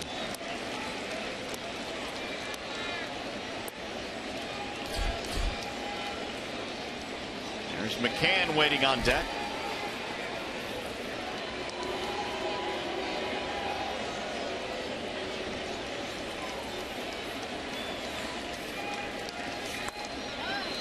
Well, he's gone 3-1. Here's where a guy like Masterson can get himself into some trouble when you force him to throw in a fastball right over the heart of the plate in a 3-1 count.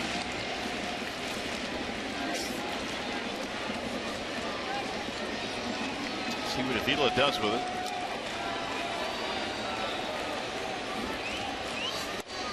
He lost him ball 4, and the first 2 Tigers have reached. Bring Willis, the pitching coach, to the top step, but no further. And now here he comes.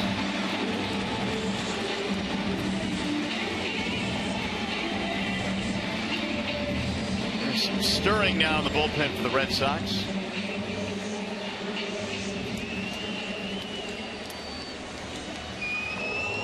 There's Uehara, their closer, just in case. He's kind of loosening right now. Coaching. Don't really want to bring him into the game, but if the Tigers can put some pressure on him here, they got the first 2 men on.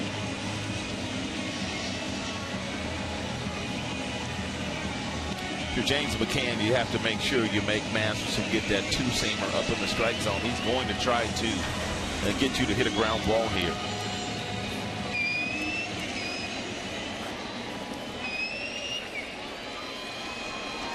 Leadoff double by Castellanos. Avila has walked.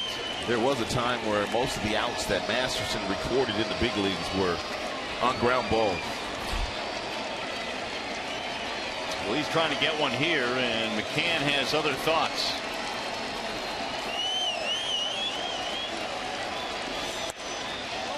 Missed, ball 1.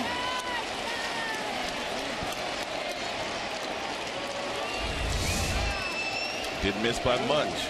Sure looked like a strike. It's a nice job by McCann laying off that two-seamer at the bottom of the zone. Make him get it up. 2-0.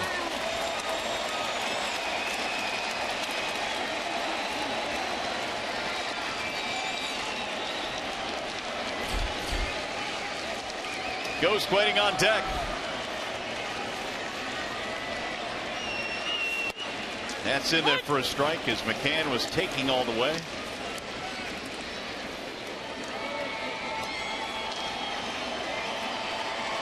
James in the ballgame, a single and a double. Did not score either time. Rolled foul. The count evens now 2-2.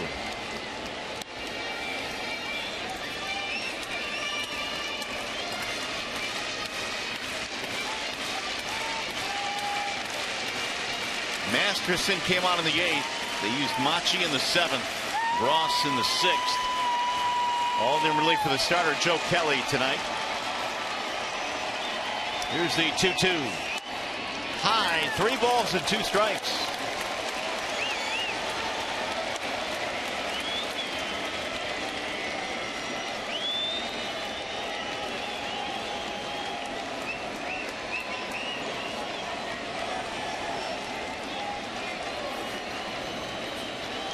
Here's the 3-2.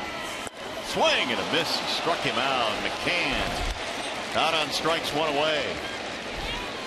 McCann did a very nice job at working the count into his favor. 3 balls and 2 strikes and a good two-seam fastball. And thrown here dipped right into the swing of McCann.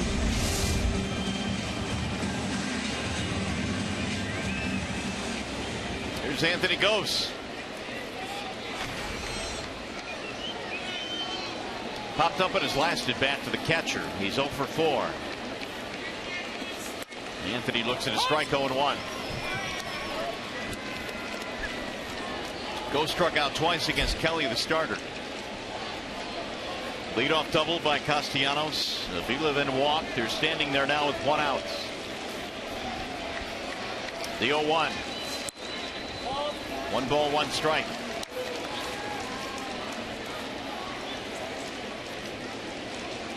Gose had a 2-hit game yesterday.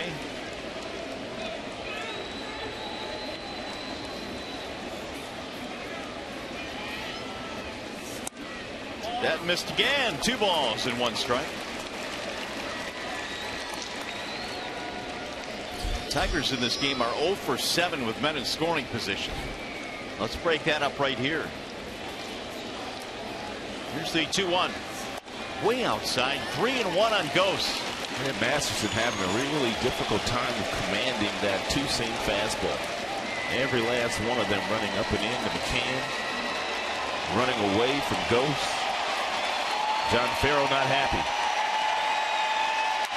Bouncing ball foul.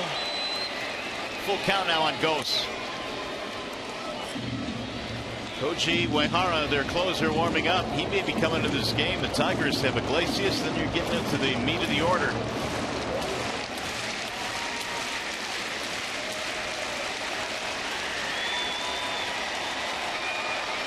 Here's a 3-2.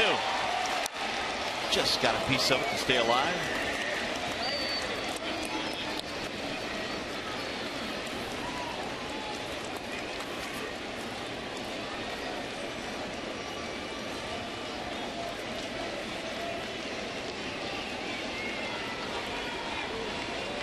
Masterson has thrown 32 pitches since coming in. And he lost him ball 4. That's going to load the bases. You have to go get him, doesn't he? You would think. So Farrell will come out and get his closer into the game. That's going to be it for Masterson.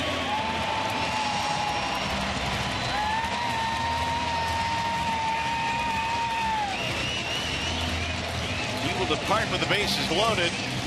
2 walks in the inning and a double. And we'll be back to Comerica Park.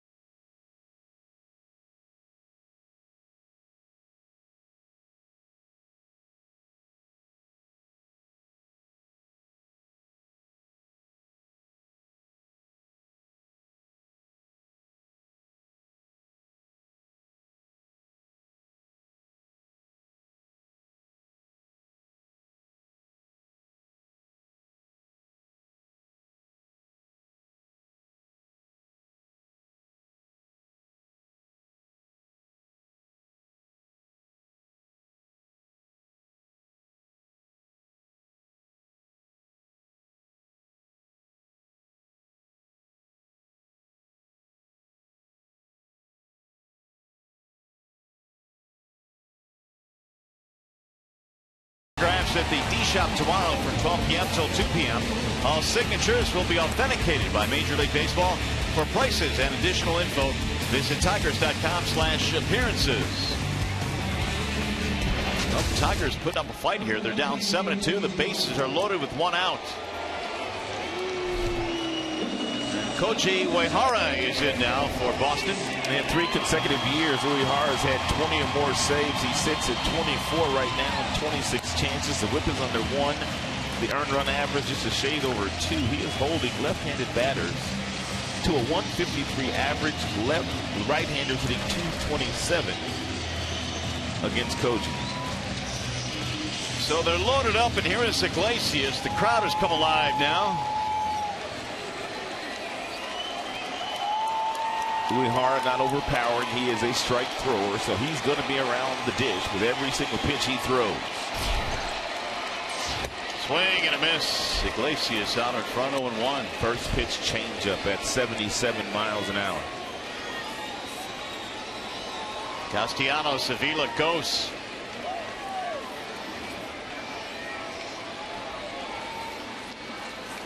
Swing and a miss again.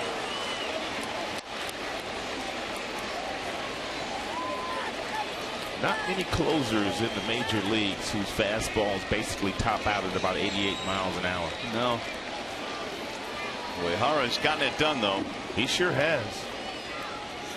Swing and a miss. He struck him out. He left the strike zone. 2 gone.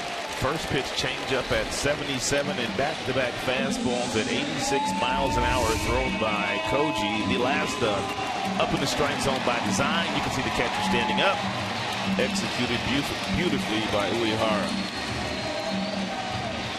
Uehara has gone 3 straight years now, 20 or more saves, with his 24 this year. Here is Kinsler, who's been on base 3 more times tonight, 2 singles and a walk.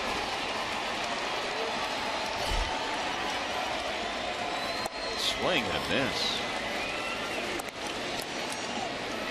You'd almost rather see a guy that throws 95, 96. Exactly. It's a splitter that doesn't have much tumbling action. It's more like a changeup, a straight changeup. Very effective pitch for Koji. 0-2. Nobody's been close. No, Tigers right now just trying to make contact.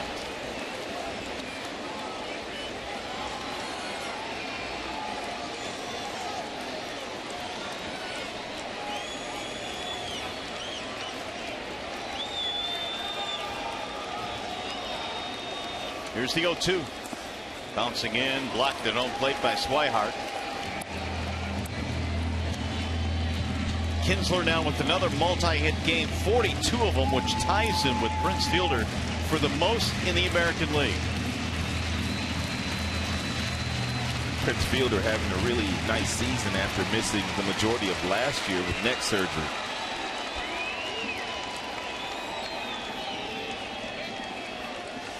The 1-2. He'll get fouled back out of play down the right field line. And Koji tried to get Kinsler to swing through that same pitch that he got Jose to swing through. There you have it. Kinsler, Prince, Nelson Cruz, and 41 of them. No shocker that Josh Donaldson's on that list.